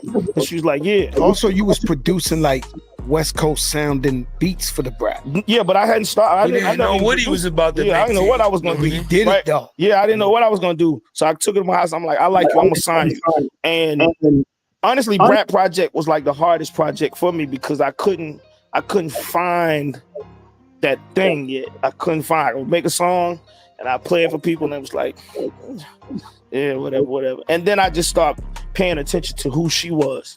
Like, she'd be outside my house and it was cold, so we'd like take all the water out of the swimming pool, and she'd go down in the swimming pool and smoke weed because she couldn't smoke in my house. So she was down in the pool smoking, and I started realizing like, oh, she a female like a little Snoop Dogg. Like, she smoked weed, like chain smoking before anybody like. Yeah, figuring out who Shorty is. Your little hood joint, you heard? Really, by herself. And I'm like, we should put this in the music. And I just started seeing like this was what was happening. It's you know, and I mean, I'm influenced by what's going on in hip hop. So it ain't, you know what I mean? And I saw, you know, I'm listening to Dre, I'm listening to what's going on, and I'm listening to Snoop. Snoop is doing his thing. And it was kind of like, it wasn't like, cause the first song we came out with wasn't funk. It was more or less like, it was the Isley Brothers. I just flipped sleeping in between the sheets. But what I did was I started realizing that if you play the sample over, it gave you a different texture to the music. Dang. So when you start playing the music over, that's when people start thinking it was like West Coast music. But it wasn't West Coast, it was just in between the sheets. Right, because we had, I remember we had In Between the Sheets, and then Biggie and them had Big Papa, right? And Big used to come to me all the time and be like, man, what did you do to your beat that's different than my beat? And he just had a sample. I had more, you know what I mean? I almost had like more, playing over different things. I could take the bass out, I could do whatever I wanted to do because we played it over, right? And I think that's where people start, you know, it was we ran with it because the song was called. Yeah, and see, that's kind of dope because kind of ties into something like with the project or whatever I'm working on, the Get Rich or Die Mobbing. All of the joints or whatever are kind of like renditions of old records or whatever, old hit records. And what it is that all of the producers who produced these joints, they actually played the sample over again. You understand what I'm saying? Like, so yeah, the dynamics of it is a little different. You get what I'm saying? They would speed that up and it sounds a little more natural. So I was able to like escalate or de-escalate the flow and shit and all that. Funkdafied, but it was an Isley Brothers record. That's it. So Funkdafied. Yeah, and that's the first time I started rapping on, as far as people first time hearing me. And that's because I was in there writing the raps, and I was in there writing, and I was just playing around. Like I playing around, I'm like, I'm gonna say this and you say this, and it started going, and it was like back and forth, and everybody that was around, it was like, y'all should do that, and I'm like, nah, I don't want to rap. Right, I'm still trying to stick to just. I'm a producer. I'm going. I'm doing good. I'm not getting ready to start doing this. We're not going to mess this up, right? But that's like, around the time they Suge Knight was like, you want producers in your video rapping. Nah, this was before that. It was almost that. He's fast forwarding too much. This was before that. Now this is a long interview and shit. This is just a clip. If you heard Jada say, you're fast forwarding too much. You know what I'm saying? Like, and this is where it started getting like, you know, a little messy and all that. And I start seeing what some of the audience is saying. So yeah, so we get to the Funkdafied come out. I was there. And this Brat record go crazy. Funkdafied record go crazy. Too crazy. And Brat album, she became the first female solo artist to have a platinum album. That was crazy, man. Shout out to the Brat, her wife. Y'all co-wrote that? Yeah. Because that's when I saw, you know what I mean? I was writing, but then I started remembering, like, you rap. I already knew what you know what I'm saying? So we just start figuring that out back and forth motion, right? And I write one part and then she'll grab it and understand where I'm going and then she'll just take it from You know, Tip told me Tiny wrote Scrubs. Yeah. The Scrub is her and Candy. He said he was on the passenger side. No, I'm sure. I'm sure. That's crazy. Gag, kiss, gag. I know I'm jumping all. You know, I got some beautiful conversation. This is very knowledgeable. I'm with you, brother. I'm with you. So then, like, I'm running around now with Brat, and I'm rapping. Funkdafied's big, so I'm performing with her everywhere we go, right? And I'm like, I still don't want to rap, but I'm writing more raps now because I'm hearing myself on the radio and I'm rapping. I'm starting rapping, and then all my friends like, Jada, you should make an album, and I'm like, nah, I don't want to make no album. I'm just gonna keep doing what I'm doing. But I start making like fake songs in the studio.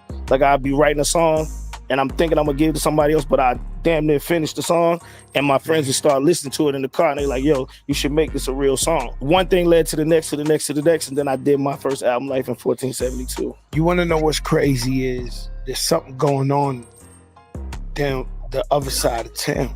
You got the Goody Bomb. Not yet. Not yet. Yeah, you know what? I'm gonna let you control. Get you ask questions, man. Are you not listening to this, man? Not yet. You speeded ahead of time. So they're not ringing off yet. Not yet. This all like, you know. How do I know this? And you older than me. Yeah, this it seemed like that. By a couple of candles. It seemed like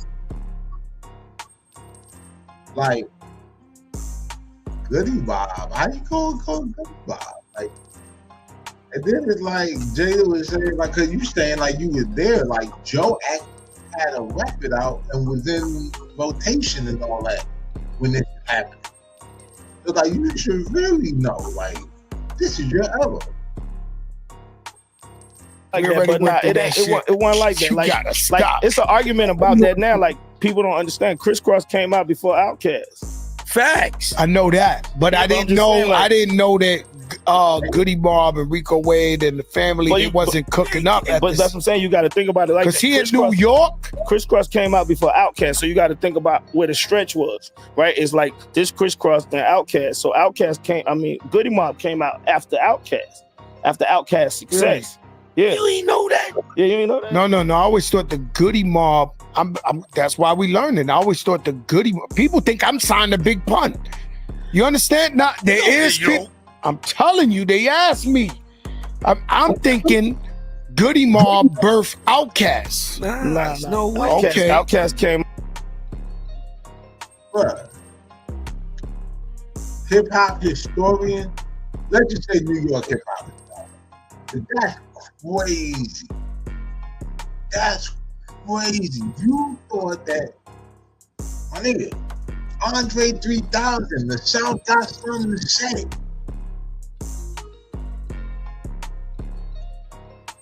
Then they said it, and then Goody Mob came behind them and said some more shit. And then Cool Breeze came out the dungeon or whatever and gave us the turn dirty shot. Come on, Joe. Don't prove the people right. I rock with you, Joe. My first. Outkast was first. Yeah, Outkast came out first. Then Goody Mob. Wow. Yeah. Oh, that's amazing. But that's after. Yeah, good timetable. No, he was talking to you. Cut him off. Yes, so we went into this space of me start rapping, and me and Brat start doing like going back and forth, doing things, this, that, and the third. And we did the Sleeping in My Bed remix. Right? That shit was We monster. did the Sleeping in My Bed remix. This was like the first song that New York had really ever. You had to be there. Yeah, that shit was everywhere.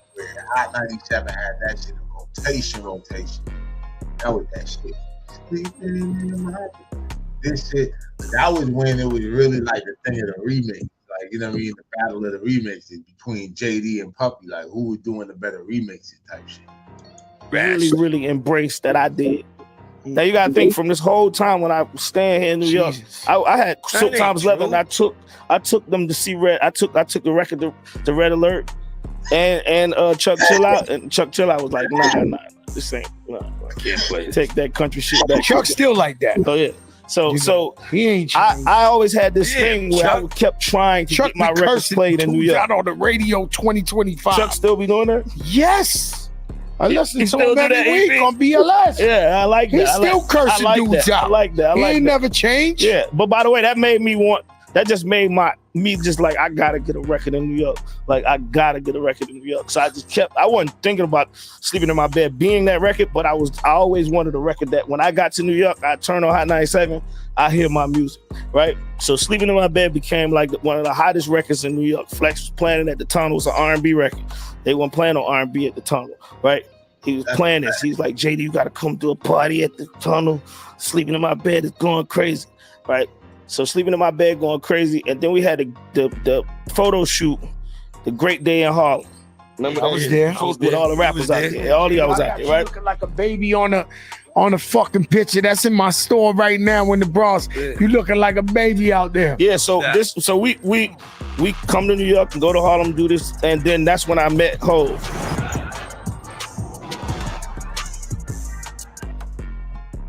What the fuck?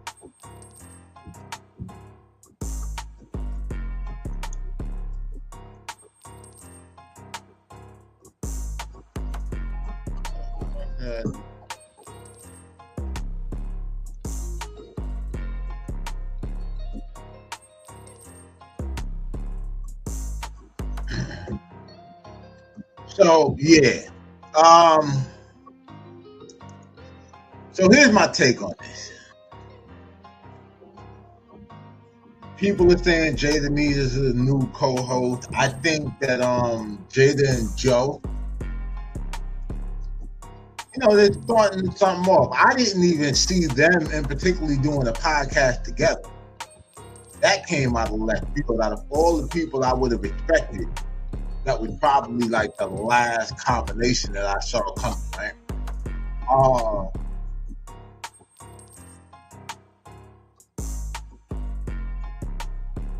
When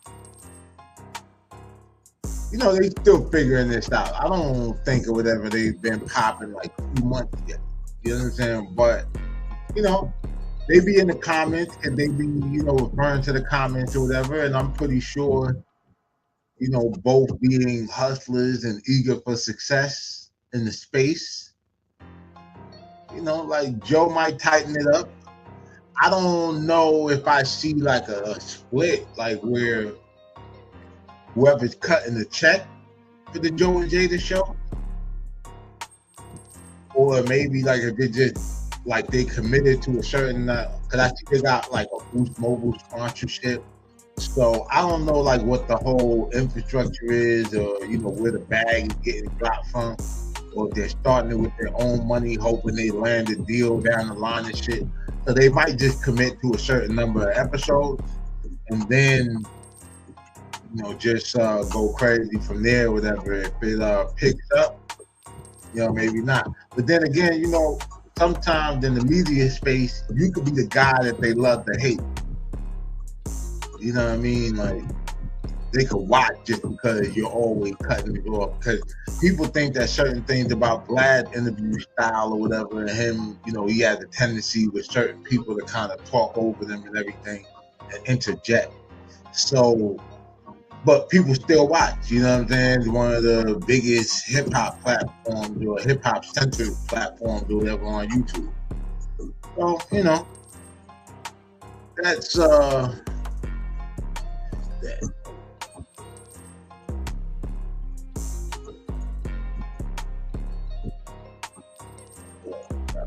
I'm a big battle rap fan, you know what I'm saying? I'm a fan first and foremost, but I'm we were wrong about Eminem. Icewear Bezo changing his stance.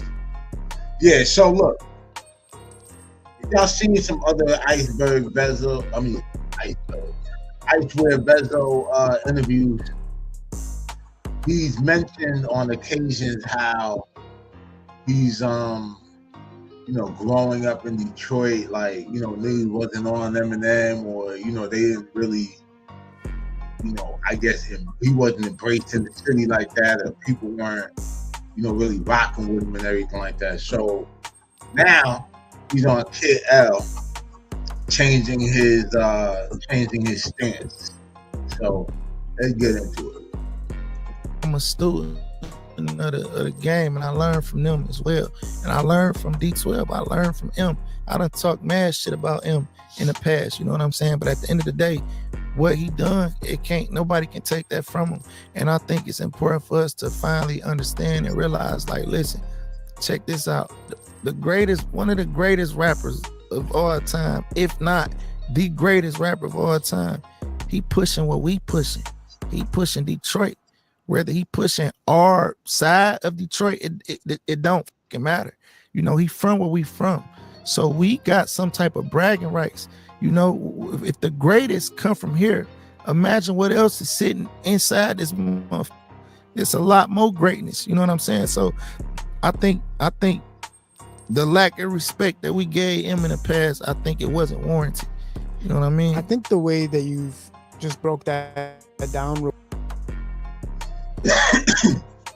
I agree 100%. Even the narratives I see getting pushed online, people outside of Detroit. Because growing up, when Eminem first came out, man, we was on that shit because we had never, like, when we heard white boys rapping, it was like Vanilla Ice, the Beastie Boys, and everything like that. And I mean, that shit was like, Beastie Boys definitely cool.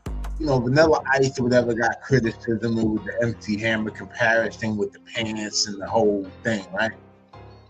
But this nigga was rapping like he was on some other shit. Like, because he wasn't, I guess, trying to rap black. Like, he wasn't necessarily giving you the black experience. He gave you poor ass white America. He gave you the white people version of the project, trailer park people, what goes on there and how mothers is dysfunctional and all that. And then the way he went in on his mama and all that, because in hip hop, you don't really see too many instances where niggas just go bad on their mama. You feel me? So yeah, I definitely I was a fan of the Slim Shady LP. Marshall Mathers joined or whatever. I probably bought every Eminem album. Like, Encore was probably the last time that I went inside of the store and bought Eminem album. So I pretty much bought everyone up until Slim Shady LP.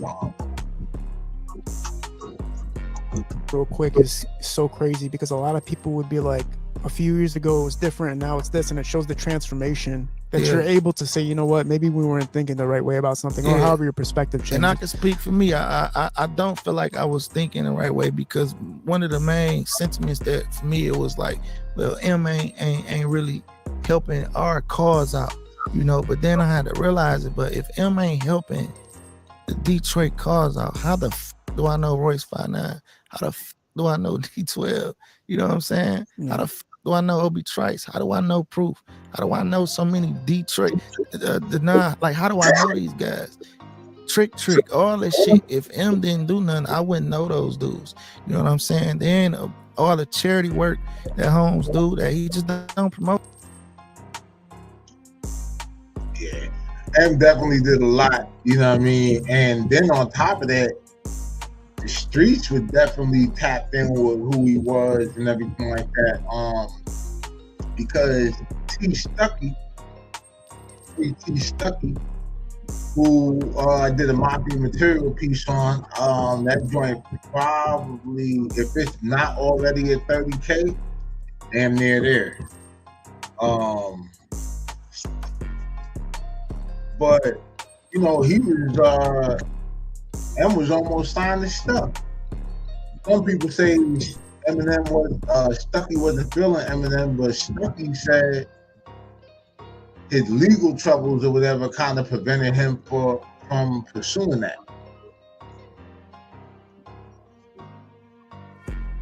Oh, the shit. Yeah, the Marshall Mathers Foundation, they do a lot for the city, you know what I'm saying? Paul Rosenberg and them, they did something where when the COVID was happening, they were paying producers for beats, and they were just paying them to like basically survive throughout that time, which is like insane, right? Yeah, that's gangster, you know what I'm saying? Giveaways. I seen you at LCA. Big Sean was having like a book signing and a release, and when I seen you there on the big screen, I was like, what the like? Yeah. And then I think GT was there, and I think Nassan performed, which was incredible. Yeah. But watching you guys next to each other, and obviously the collaborations that have been through the past, you were like, I want to know, when you're front row, when you're sitting there, when all eyes are on you, how do you feel knowing Detroit's staring at you? Like, this is a legend, this is a legend, this is a legend, they're all standing next to each other. Like, how do you consume that? Only thing I want people to, it ain't necessarily me consuming it, you know. I don't feel nothing like where it's like, oh man, you know. Yeah, that's pretty much the spiel on Eminem.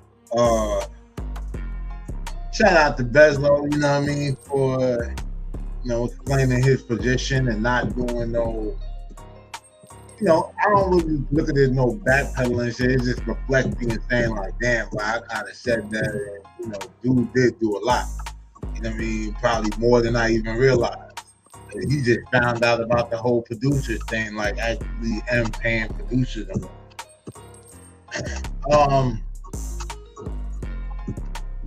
This last clip, the other day the day before yesterday, so Tuesday, I reacted to a video by a dude called Rich Homie Ant, and he had done this whole New York spill or whatever, and he did a breakdown or whatever of the 5 boroughs. So before we go, we're gonna see what bro's talking about. I watched it before, so I couldn't have a general, like, genuine reaction. So this time or whatever, we're gonna be watching this shit for the first time.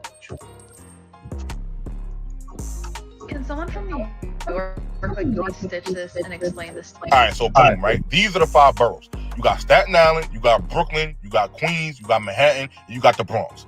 All these 5 boroughs right here make up New York City. Anything outside the 5 boroughs in New York is technically New York State. But first, let's break down the boroughs. Now, inside of these boroughs, there's different sections and neighborhoods and things like that amongst the borough. For instance, let's start with Manhattan, right? There's places like the Lower East Side, Harlem, Dyckman, Washington Heights, Chelsea, Tribeca, Soho, shit like that. You know what I mean? There's different sections. There's more, but there's a bunch of little different sections inside of that borough itself. Then you got... So I see how you're doing this. I'm gonna break it down. So first, he said the Lower East Side, which is it borders Soho. Like I would have said it in a way, but I didn't really hear it. Like I don't remember it exactly. But you got the lower, then you go into Soho. Then once you get past Soho, like that little stretch of Soho, you bump into Chinatown and like Little Italy border each other. Could like Mott Street, like Mulberry Mott, Pell, and you know it just keep going on, right? From there, I want to say you go toward like the Tribeca section, and then it's like Chelsea, or like the Village or whatever and shit for real, like the East Village. That's where all the Rainbow Mafia is at. Then, yeah, then you go like you got like Chelsea and all of that. Then you got like the Times Square section in Midtown. That's where all the big skyscrapers and all of that. Once you get there, you got Hell's Kitchen. That used to be a predominantly Irish type, you know what I mean, spot. A lot of Italian food, whatever, and shit were out there, whatever. A lot of organized crime. The Westies, Hell Court, you know what I mean. That was the Irish gang that was against the mafia. Supposedly they killed Carlo Gambino's nephew, and that's how Gotti got pinned, clipping the dude in Staten Island, which we're gonna get into once he mentions Staten Island. Then past that or whatever, you got Harlem, like, you know, you're uptown and shit. Now, it gets a little tricky with Harlem because when you get to like 110th on the west side, that's like Harlem Heights. You know what I mean? Like, if you look at the map. And then, like, central Harlem, like, you know, I guess up until 125th Street. I mean, like, so it's like 125th Street to say 145th, you might call that like, or 155th, you might call that shit Central Harlem, right? Like that whole stretch thing. Then it splits to like Sugar Hill, all that shit. Once you're up on the east side, it starts like Spanish Harlem starts a little lower because there will be 101st, and then, you know, it's not really divided into sections on the east side like that. You know what I mean? Yeah, Washington Heights, Dykeman or whatever, and then, you know, like that's as high as you go in Manhattan, and then you get into like Bronx side. Let's see, we're gonna go to Brooklyn next, I think you said. Brooklyn, right? There's places like Canarsie, Bed-Stuy, Brownsville, East New York, Coney Island. There's a whole bunch of different spots within Brooklyn. Yeah, Brooklyn got too many to name. Most people, when they think about Brooklyn, they think about Bed-Stuy, and Do or Die. You know what I mean? Because of Biggie and Jay-Z and Kane, and, you know what I mean? A lot of rappers out of Brooklyn came out of the South. You know what I mean? Second is Brownsville, Never Ran, Never Will, one of the most dangerous parts of Brooklyn. Probably one of the most dangerous parts of Brooklyn, period. Mike Tyson from there, Shannon Briggs. You know, I think Amanda Serrano is from over there. Tocopina, the lawyer that represented ASAP Rocky, that got him off on that gun charge. He was, you know, he's in the bill. You know, notable people. Canarsie, East New York and Brownsville border each other. You know what I mean? King Tut, who was covered in the Mafia material piece from East New York. You know, St. Laz, who we spoke about or whatever and shit. He's from Brownsville, Howard. There's a lot of notable people or whatever and shit. Coney Island is like out by the water. You know what I mean? Everybody knows that. Theme park and all that shit, and the beach, the boardwalk, and everything like that. Like, you can see Coney Island from Staten Island, depending on where you're at, especially if you're on the East Shore. And that's where the Warriors movie or whatever took place and all that. Yeah, so this is just a spill for the people not from New York. I know people from New York and be like, yeah, bro, we know. You know what I mean? But and then past that you got like David, Bensonhurst, all of that, and that used to be like mob land. Like a lot of mob just came out of Bensonhurst, David area. Now that shit like if you go like down Fifth Avenue, it's like little Singaloa and shit. You know? So that's good. Brooklyn itself, you know what I mean? Bushwick, Flatbush, all that. I mean, the Bronx, you got Highbridge, you got Soundview, you got the. Oh yeah, Flatbush or whatever. I gotta say is predominantly West Indian. It's like the Caribbean over there. You got everything: Haitian, Jamaican, Trinidadian, Asian, all that. You know what I mean? So I had to point that out too. Shout out to Flatbush. South Bronx, you got Hunts Point and other places like that. But most times in the Bronx, niggas will probably represent they block, like they project or whatever, or they street more so than the section, if they not from. Yeah, like the Bronx is like that. Like it'll be a block, will be the project, like Project, Mott Haven, Patterson, Soundview, and Pistol Pete. The whole Sex Money Murder started there. You know, the whole thing when you see Sex Money Murder members put 252, it's people who are claiming Sex Money Murder in other places that probably don't even realize that's a building in Soundview that they probably never even been to. You know what I mean? Shout out Soundview, shout out to the Bronx. But mainly, most people know the South Bronx, like as a section, they'll just represent the South Bronx, like KRS-One said. South Bronx, South Bronx, nigga. And where hip hop was created. Who hurt, nigga?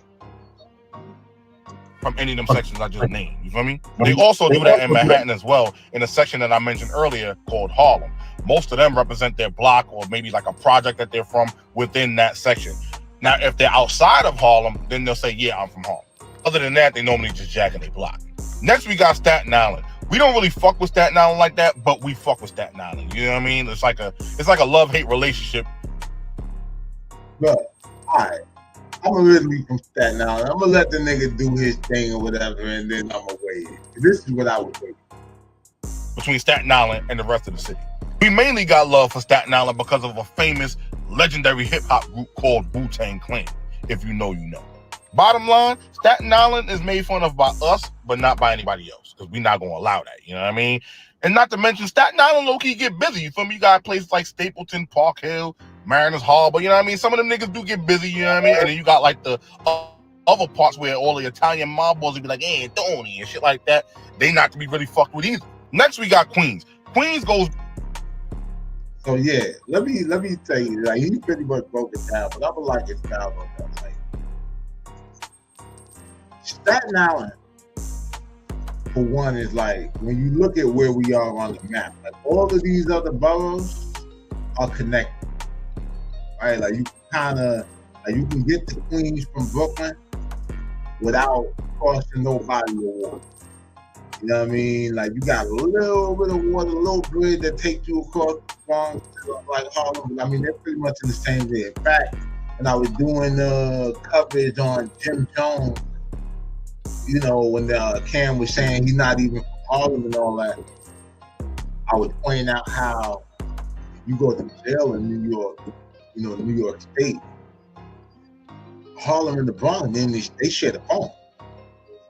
You get what I'm saying? Like, it's just the uptown phone. It's the uptown car. So, you know, like that shit or whatever, like, let you know that too. And the Harlem is essentially Manhattan, whatever. Shit, it's Black Manhattan. Right? But most people from Staten Island, like their family come from someplace else. Brooklyn, Harlem, the Bronx. Because at one point, this was considered moving out. You know what I mean? Until they got out here and realized like this shit get funky. You know?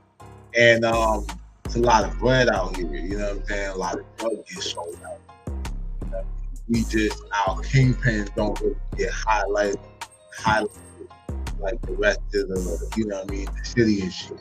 And it was a big mob presence out here, like, so there was a lot of mixing you know what I mean, of black criminals, Italian criminals, or whatever out here. And if you go right across the Battledown Bridge, you're in like Brooklyn, Bay Ridge area and everything like that. Bensonhurst ain't that far off, you know, things like that. But like he said, part of Staten Island that get real busy, you know what I mean? West fighting, New fighting, man is Harbor, Park Hill, Stapleton. We used to refer to it as the 5 families. You know what I mean? You got South Beach or whatever and shit. You got Midland. That's where you start getting like, it gets mixed. You got blacks, Spanish, Puerto Rican. That man bought his first crib in South Beach, right on the green across the street from the projects and shit. So, yeah, bro, you know, Staten Island got some history to it or whatever. And shit. I might, you know, do a little, definitely got to do a little spill or whatever and shit. But now we're going to Queens with it. By section, similar to Brooklyn. You see what I'm saying? So in Queens, you got places like Astoria, you got Long Island City, not to be confused with the actual Long Island. You got St. Albans, you got Hollis, you got Far Rockaway. And Far Rockaway is like normally considered the 6th borough, you know what I mean? Because they're not really considered Queens, even though they are. This is Far Rock. You know what I mean? That little strip right there, that little orange strip, that's Far Rockaway. Far Rockaway is one of them places where if you don't live there, you don't really go there. You know what I'm saying? Far Rockaway get busy. So yeah, this is the actual New York City right here. That's crazy that he said Queens without saying Southside Jamaica, right? But yeah, so Long Island City, what most might not know is that's where Queensbridge is at, the actual project. So the section of Queens that they call Queensbridge is actually is not actually called, that section is not called Queensbridge. You know what I mean? Queensbridge is actually a housing project in Long Island City, in the Long Island City section of Queens. Shout out to Queensbridge and shit. You know, we all know that for Nas, Brave Hard, Mob Deep, Capone and Noriega not from Queensbridge. Capone is from Queensbridge, 41st side. Queensbridge is split up in 2 sides, 40th side and 41st side.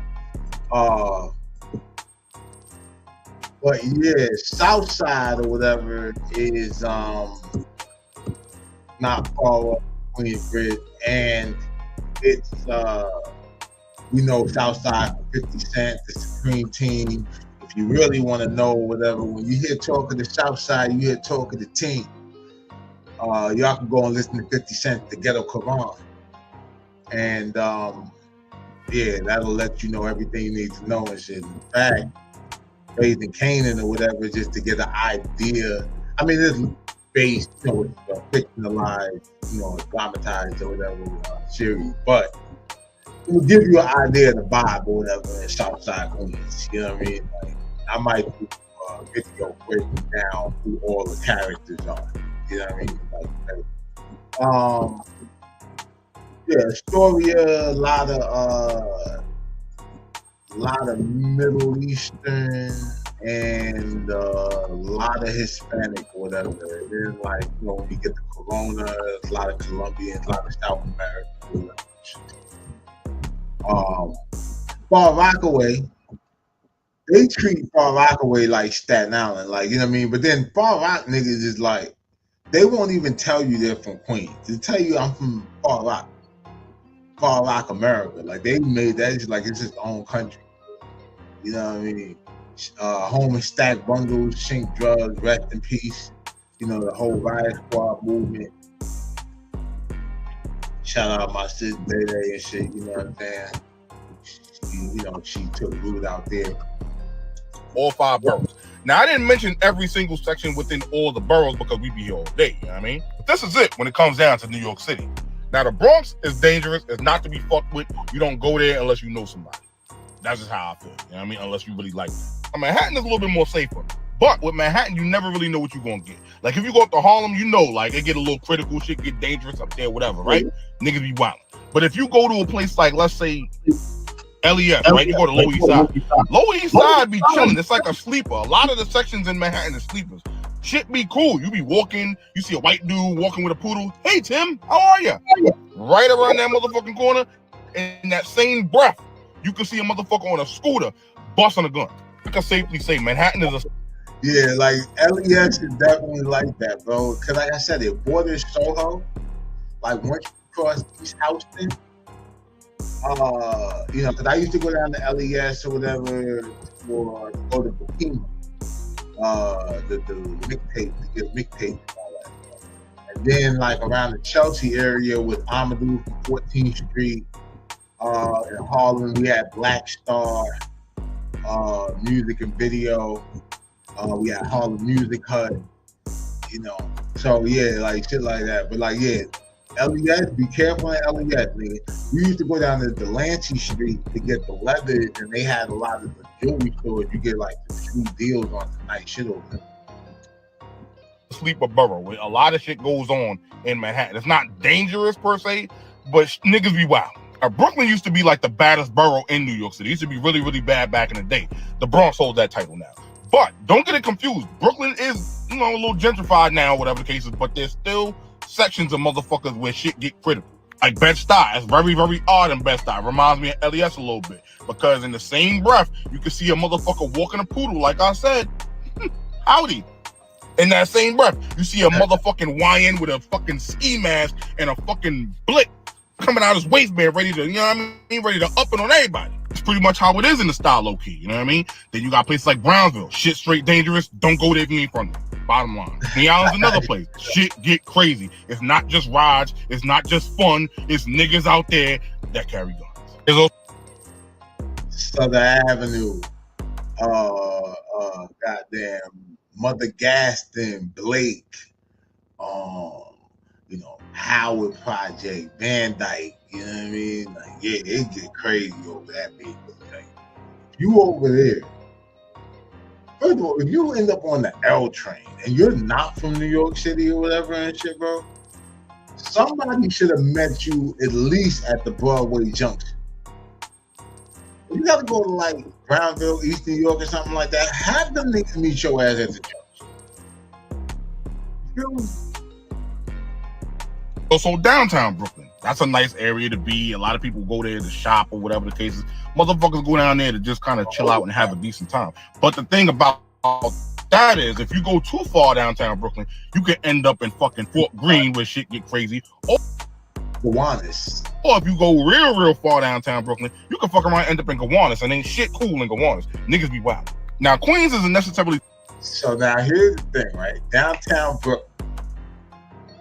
These was like my stomping grounds. I want to say 2000, like end of 99, like going into 2000 till I started going down to Atlanta and all of that. Well, let's just say like 2003. But I mean, like that was when I was just down there super active every day. If you were looking for me, that's where I was at. You understand what I'm saying? If you had smoke with me and you were said that you were looking for me, you ain't come downtown looking for me, you ain't really had no smoke. You wasn't trying to find a nigga. You understand what I'm saying? But yeah, even downtown Brooklyn, bro, back before the Ivory Square Mall got turned into City Point, yo, from Fulton Street, from Flatbush to Court Street, you could buy anything down there, bro. From a white t-shirt and a do-rag to a bag of weed, crack, dope, a girl, like anything, bro. You could get it. You know what I mean? Like that's how it was. And you can get your ass robbed down there too. Let a nigga catch your ass around on like Bridge and Willoughby or something like that, like one of them little like slim ass streets and everything. And they will whoop. I seen a nigga get robbed right on Fulton Street or whatever for his products. You know what I'm saying? Like, I got another story, like, I'll probably say that for another time and anything like that. I mean, it's cool. But like, one time, I was probably still in high school, probably 11th grade. And I'm walking with a nigga, and I ain't do no robbery. I was really on my hustle shit. Like, but, you know, I fuck with niggas who do robberies.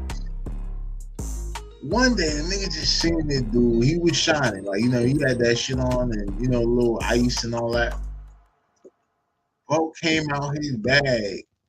It came out his pocket with a black trash bag and upped the joint on the nigga and said, "Hey." So the dude just seen it and get spooked before he could say anything. He's like, "Yo, chill, bro. I'm gonna run my pocket. You got it. He said, "Nah, put your outfit in the bag. I'll run your pocket later." Well, that's when I knew Brooklyn niggas was really different. You know what I'm saying? And that nigga was from Brownsville, East New York area. You understand what I'm saying? Shout out to him, wherever he at. It's dangerous for real, in my opinion. I'm not trying to diss nobody from Queens. Shout out to y'all. You know what I mean? Queens get the money. But Jamaica, dangerous. You understand what I'm saying? Far Rockaway, dangerous. You understand what I'm saying? Hollis, they can be. You understand what I'm saying? But they be chilling for the most part. They about their money. Queensbridge definitely be wilding too. It's like they're their own area because it's like a bunch of projects and shit like that. Ravenswood, all that over there in that area, they be bugging the fuck out too. You know what I mean? They be chilling sometime, but they be bugging the fuck out. Now in places like Astoria, Woodside, Corona, Elmhurst, depending on what part of those sections you in, niggas be wilding over there, but they be Spanish niggas that be wilding. You feel me? This is Long Island. Now, Long Island is not part of New York City at all. You see what I'm saying? They their own shit. We fuck with them. You see what I'm saying? We fuck with Long Island, but they're not New York City. You see what I'm saying? They got their own cops, all that. They got their own county, like Nassau County, Suffolk County. They got their own shit going on over there. Normally in Long Island, you're going to see a lot of cops, firemen, shit like that live over there in Long Island. Now, depending on where you at, you see what I'm saying? Like, if you in, like, Wyandanch or whatever, you in fucking Roosevelt, like, shit like that, Hempstead, places like that, niggas get busy. I ain't even going to hold you. Shout out Long Island. Next, we speaking on Mount Vernon and Yonkers. Don't worry about all this down here, though, because we already went over that. That's New Jersey. New Jersey is like New York's cousin. You see what I'm saying? We don't see them all the time, but when we do see them, most of the time, it's love. Now, as you can see right up here, that's Yonkers. That's the home of the legendary DMX, the home of the Lots, like, you know what I mean? A lot of motherfuckers. Mary J. Blige. It's a lot of legends that came up out of there. We fuck with Yonkers. You see what I'm saying? They're their own section as well. They're not part. Yeah, like, we'll be here all day. They ain't got to, like, finish it or whatever. We're a little over on time today. My light even died, you know what I mean, on me. Should have had it plugged up. Anyway. Oh, shit. Yeah, man, that's today's show.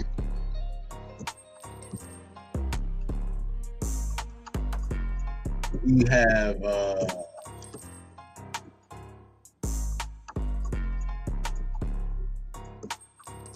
everything. We got BMF tonight. Last week, I did a damn live stream on the BMF thing. I tried it out just to see if I could do a watch party and if it'll let me, like, post it. I figured that they may not let me monetize it. I knew that because it was gonna, like, it was too much of it in there, but they blocked it globally or whatever. So I just deleted, you know, the joint because nobody was gonna be able to watch it except the people in there. I could probably still do it, like do the watch party. I just won't post it. You know what I mean? Like, because a couple people pulled it, you know what I'm saying? And like, damn. So that was kind of cool. So I might do it. I waited until Friday night to do the watch party and shit. Like, because I normally watch it on Thursday at midnight when it comes on and shit. Like, well, you know, Friday, like midnight going, Thursday going into Friday. Y'all know. I might do it like that, you know what I mean, this time and watch it like live with y'all and just like get the general like reaction and then maybe figure out a way, like, you know, I'll just cut it up, you know what I mean, a certain way. And you know, we'll figure it out because came out with some dope content or whatever. I still have the overall video, so I might be able to chop that up and avoid, you know, the blockage or copyright claims or whatever. But yeah, man, that's show for today. We, like I said, we 2 weeks away from the Get Rich or Die Mobbing project dropping. I'm waiting for some features back. If not, then, you know, I'm always ready, you know what I mean, with additional verses. Because anytime I send somebody a feature, just because I don't want to get stuck, like last minute with the record and have to finish it, I always do a second verse or whatever that I keep in the cut. And even if I decide to do a remix or something like that, you know, I just gave my little secret away. But y'all my people, so it's all good. Okay, for real this time. That's our show for today, whatever, man. I want to shout out everybody who pulled up and tuned in. And yeah, we'll be back tomorrow with another episode. This is, like I said, our second full week. Already on episode 12. And yeah, man, hit that like and subscribe button, smash that notification bell if you're really mobbing with the content. Share this video. And as always, man, stay dangerous so you can be safe. It's your boy DAALIGHT, DAALIGHT TV. I'm out.